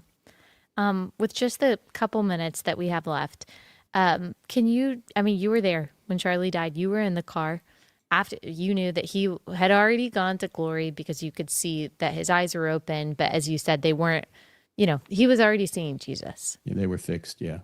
Tell us how you're doing, because you have not stopped sharing the gospel, going on these college campuses, going in the Lion's Den. And you just lived through what I imagine was probably the most traumatizing moment of your life. Yeah, everybody deals with it differently, Allie. But all the people that were there and all the people that knew Charlie will tell you the same thing. Grief comes in waves. Yeah. There are days you go, I don't know if I can go on. Not that I'm going to commit suicide. Don't get me wrong. I mean, just like right. You don't want to get out of bed. I don't know if I can do anything. Yeah. Yeah. And another day you feel almost normal. Yeah. But it's still true. It's 2 months later. The last thing I think about when I go to bed is Charlie. The first thing I think about when I wake up is Charlie. And I normally wake up about 4 a.m. and lie there for an hour and a half. Yeah. Maybe it's because I have this condition known as 63, Allie. Maybe that's it. But it's part of it. Yeah. But you just work through it. You pray. You talk to people. But let's not forget, Allie. There's 50 Charlie Kirks murdered every day in Nigeria. I mean, this is. Say that again. Not to belittle what happened here, but we don't have the kind of religious freedom we have here. We don't have around the world, and Christians are dying all the time. It's almost normal. Yeah. So Thank we you, need Frank. to. Thank you. We need to have some courage and move forward, regardless of what happens. Okay, can I ask you something just to close this out? And I don't usually end my shows like this, but can you just like give us a prayer for all the Christians listening to just close out this episode?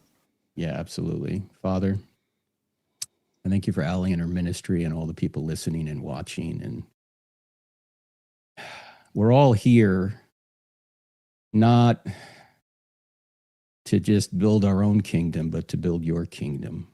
We know there are many distractions. We know there's sex, there's money, there's power, there's prestige, but all of it's going to be gone when we're gone. We're here to know you, not just intellectually. Even the demons know you exist, but personally. Give us opportunities to know you and to make you known. We can just take people in little steps, especially now around the holidays, just to ask them questions about life. Ask them questions about how they're doing. Ask them questions about, is there anything I can pray for you about? Ask them, what's life all about? Where do we go when we die? Just move people closer to you. Help us to do that. That's what Jesus wants us to do. It's what the apostles want us to do. It's what Charlie devoted his life to doing. Yeah, he's known for politics, but he said politics is peanuts compared to the gospel. It's important, but it's not the most important thing we do. His politics came from his theology, not the other way around, and help that to be the case with us as well.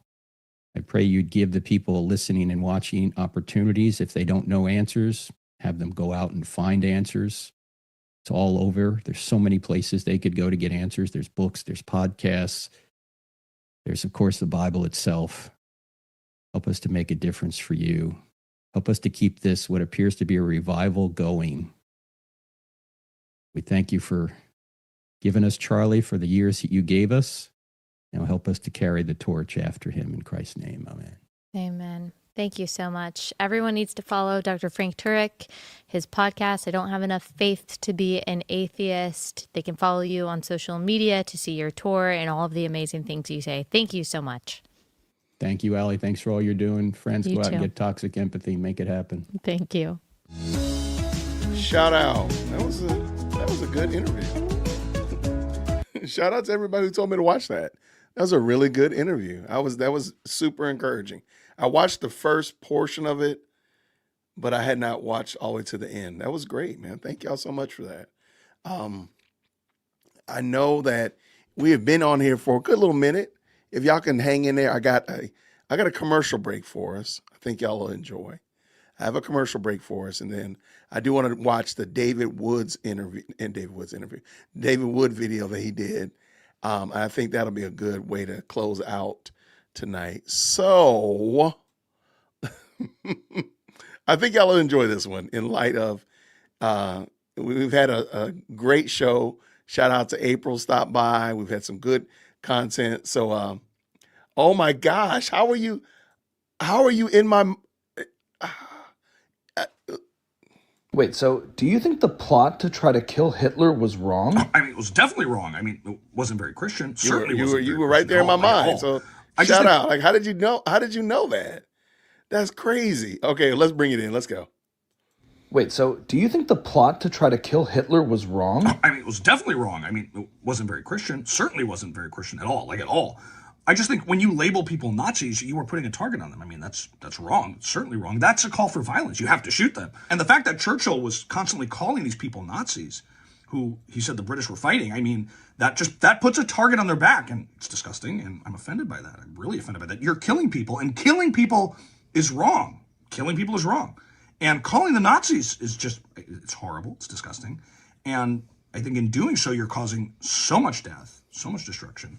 And I'm against that. I'm offended by that. Yes, but these were the actual Nazis. Self-proclaimed Nazis. That's what they called themselves. That's what we were fighting against. So what's the problem with calling them Nazis? Yes, if you call someone a Nazi, you have to shoot them. You have to kill them. There's no choice. You have to shoot them. Yes. But we're not calling Hitler a Nazi. He was a Nazi. He called himself a Nazi. Exactly. I mean, Hitler called himself a Nazi, and what did he do? What do you mean? He killed himself. That's what happens. Tucker. Hitler called himself a Nazi. He put a target on his back and therefore had to kill himself. What is so confusing about this? I don't understand what's confusing about this at all, at all. And so I just thought that was wrong. I thought it was wrong to do that. You think Hitler killed himself because he called himself a Nazi and then felt he had to kill himself? Exactly. So you're saying if someone's a Nazi, you have to shoot them? Yes. But you don't think the actual Nazis like Hitler should have been killed either? Right.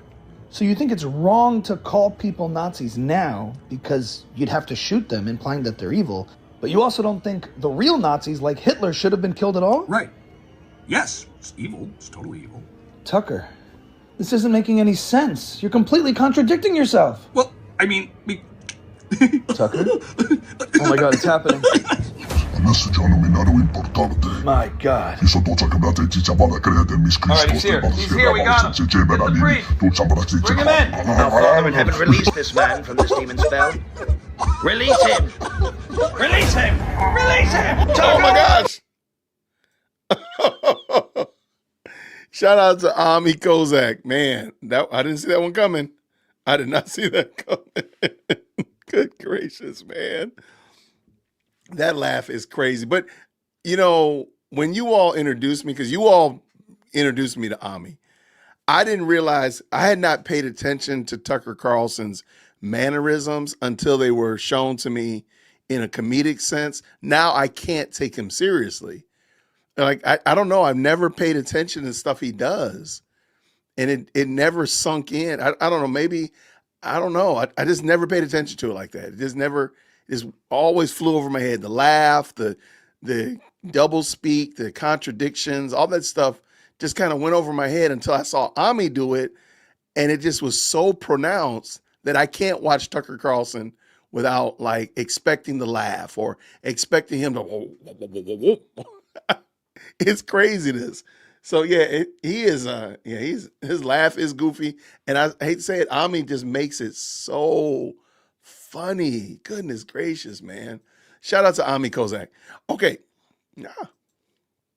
All right. So some people asked me to look at the David Woods video, and it's super short, so we won't be long. And I do appreciate y'all tapping in. Thank y'all to everybody who's streamed with us. I'm streaming it both vertically and horizontally. I'm working out some of the kinks because I don't think the vertical way really looks great. When you have a panel, though, it looks fantastic. But I don't think it looks fantastic yet. So we'll figure it out. But anyway, I'll just bring it in, and if you like it or not, you can always jump over here to the regular vertical format. But I do want to bring in David Woods. Let's check it out, y'all. This is a fake U.S. $100 bill. There you go.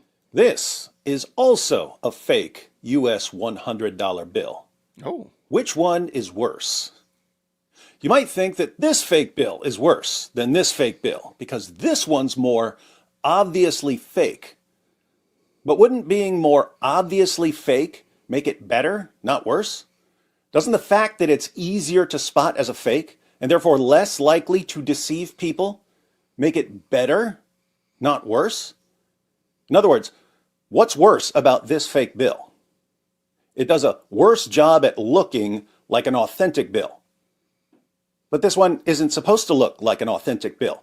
It's supposed to look fake. The color's all wrong. It has play money and not legal tender on the front and back. The purpose of this bill is not to trick anyone. The purpose is to teach kids how money works and what the different denominations are, or just for kids to play with. It's not made to deceive. This fake bill was made to trick people. Its purpose is to deceive you. And the interesting thing about counterfeits is that the more authentic they look, the more deceptive they are. The more authentic this fake bill looks, the more people it will deceive. Here's a related thought. The German philosopher Immanuel Kant said, "The only thing that's good without qualification is a good will." The only thing that's good without qualification is a good will. What does this mean? Well, there are all kinds of things that we typically think of as good, but they're actually bad if they're attached to an evil will. So they're not good without qualification. For instance, we would normally think of intelligence as a good thing. But what if this intelligence belongs to a serial killer? An intelligent serial killer who can use his intelligence to conceal his crimes and get away with killing more victims is worse and more dangerous than a dumb killer who makes mistakes and gets caught. Here's a list of the IQs of various serial killers and murderers. Not completely reliable numbers. Nathan Leopold at the top had his IQ tested by the military and they used a weird test. Some of these are estimated, but the point remains. A lot of people who got away with serious crimes got away with those crimes because they were very intelligent. The world would have been a better place if these killers had been dumber. So, intelligence is ordinarily good, but it's not good without qualification, because it can be bad if it's used for evil. What about charisma, the ability to attract and influence people with charm and magnetism? Nick Fuentes has tons of charisma falling out of his pockets, and he's intelligent. His charisma helps him become more and more popular. But what's that charisma attached to? I got you. Hitler was a pedophile and kind of a pagan. It's like, well, he was also really fucking cool. So, time to grow up. Second semester, I got home in the spring and I was like, Mom, Dad, Hitler was awesome. Hitler was right. And the Holocaust didn't happen. That is how those 6 million cookies come crumbling apart and go up the chimney at the cookie baking factory at the Chips Ahoy headquarters. My favorite song is Heil Hitler. My favorite song is Gas Chambers. Hitler alone stood against the communists on one side, the communist Jews on the one side, the capitalist Jews on the other, literally a two-front war. Dude, Hitler had aura. You know what I have to say about that? Hitler had aura. Aura. Riding down the street like this. And everybody's like, Polish people have this bad habit of like hating Hitler, and we're gonna stop dissing the Nazis all the time, okay? So his charisma helps him win support for seriously evil ideas. The world would be a better place if people like Nick lacked charisma. Think about speaking ability or preaching ability, the ability to mesmerize crowds and make them think deeply about spiritual matters.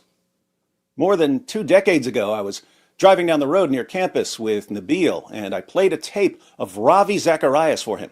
This was when Nabil was still a Muslim. He listened to Ravi for a few minutes and said, "This guy is the perfect communicator." But as we all found out much, much later, Ravi was using his abilities to lure in victims and to shield himself from scrutiny. His abilities helped him manipulate and deceive and abuse people. So those abilities were not good without qualification. What about Bible knowledge? Surely knowledge of the Bible is good. Imagine the ultimate Bible teacher, someone who knows the Old Testament and New Testament from memory, in Hebrew, Aramaic, and Greek. Suppose he knows every commentary that's ever been written, backwards and forwards. He knows what every rabbi and every church father said about every passage, and he can answer any question you have about any passage in the Bible. Sounds good, right? What if he uses that knowledge to start a cult with him at the center of the universe? No one would be able to correct or refute him because he would use his immense knowledge to justify anything he said or any behavior, no matter how depraved. Who could stand against him? Now for something everyone wants, something that has to be good. Surely it's always good to have a following. Think about Candace Owens and Tucker Carlson. Candace has one of the biggest podcasts on the planet, sometimes the biggest. But she comes across as a bit unhinged. Every person who speaks about Israel has to basically say a statement that's like, I don't want to get killed. like literally, you start speaking about it, people are like, Candace, beef up your security. That's not fucking normal. Like, excuse my language, but like that is not normal. Okay, the way that you get comfortable with it is you're like, well, they shot JFK in an open car, so there's not. I mean, he's a sitting president. I mean, obviously, my security doesn't really matter. If they want me, they're going to get me. I just want to be clear. Anything happens to me, blame the Zionists. Like 1,000% blame the Zionists. Like let that be my parting words. Okay. Like Andrew Tate said something that really stuck with me. He was just like, at the end of the day, they're just going to rape your kids last. Guess what? It's good that she comes across as a bit unhinged, because that's a warning sign to lots of people. Candace can still get a huge crowd watching because she's drawing viewers from the entire world. And there are tons of people in the world who are really into conspiracy theories. But people who aren't just dying to hear Candace's latest conspiracy theory have been walking away from the lunacy. You don't get to ask those questions. What's wrong with you, Mom? Why are you so scared? They're getting sick of it and losing interest. So, Candace will lead a lot of people to some completely deranged ideas, but she would actually be more dangerous if she didn't come across as crazy to so many people. In other words, there are people who stopped watching Candace. They say, I used to love Candace. I had to stop watching because she's so unhinged. But it's actually good that she's so unhinged, because if she wasn't, she'd be deceiving even more people. Her dangerous ideas would be harder to spot. This is why Tucker Carlson is actually more dangerous than Candace. Tucker still speaks at huge conservative events. Tucker spoke at Charlie Kirk's memorial. And there's always one guy with the bright idea, and I could just hear him say, I've got an idea, why don't we just kill him? That'll shut him up. That'll fix the problem. Why do we see Tucker at these events, but not Candace? Because Tucker seems less crazy. He's less crazy, so he's less of a risk and less of a threat. He's much safer, so he can speak at all the events. That's weird to me because I see things the exact opposite. The crazier someone is, the less dangerous he seems to me, because he's easier to spot. Good point. I can't imagine Kanye doing too much damage because everyone knows Kanye is crazy. Tucker, by contrast, is going to lead a lot more conservatives and a lot more Christians down a horrible path because they trust him. He doesn't come at you screaming like a lunatic. He nudges. He slowly nudges day after day, week after week, until you're heading in a completely different direction and you can't even figure out how or why you changed course. There are endless examples here, but let's go with an easy one. In 2025, Tucker's been slowly convincing his followers that Islam is good and that Sharia isn't nearly as bad as its critics claim. He's like, you know what Islam means? Submission. And like, let it hang in the air. Like that was self-evidently disgusting. And I was like, I kind of think submission to God is like the whole point of life, but I didn't say anything. I was like, I don't think I'm against that, actually. But you should know, Seth, that the real danger is Sharia law. Sharia law. And you can tell when you go to a place like Abu Dhabi or Riyadh, like, oh man, I hope we don't ever wind up with a society like this with a rape rate of 0, where you leave your keys in your Lamborghini and don't ever worry about it being stolen. And, you know, if people want to get wasted, they do it at home. You know what I mean? Yeah, I don't. Boy, I hope we don't wind up with that. When people complain about the treatment of women and girls in Afghanistan, where little girls are being married off to much older men and girls can't go to school past the age of 12 so they don't learn to think, and women can't even speak or show their faces outside their homes, Tucker mocks the concerns. the Taliban, we hear so much about the Taliban's oppression of women and making music illegal, and they do those things. However, I never understood why I was supposed to give a shit about that. I mean, I want everyone to be free just as a matter of principle, but that didn't, whether people can, girls can get PhDs in feminist studies or whatever, is of less concern to me, right? Why should we care if women can't get PhDs in feminist studies? Is that what anyone was complaining about? Look, if you want to say, hey, it's not our country, we don't control the rest of the world, so let's stay out of it, that's one thing. But to pretend that what's going on with women and girls in Afghanistan is just a bunch of whining about not being able to get doctorates in gender studies, and to get conservatives and Christians to see the situation that way, that seems completely, utterly, totally evil to me. But conservatives and Christians will slowly warm up to Islamic law because Tucker is going to slowly, gently nudge them in that direction. He's going to deceive more people because he's much more careful about it. So, bad qualities attached to an evil will can actually be good in a weird way because they can help you spot the evil.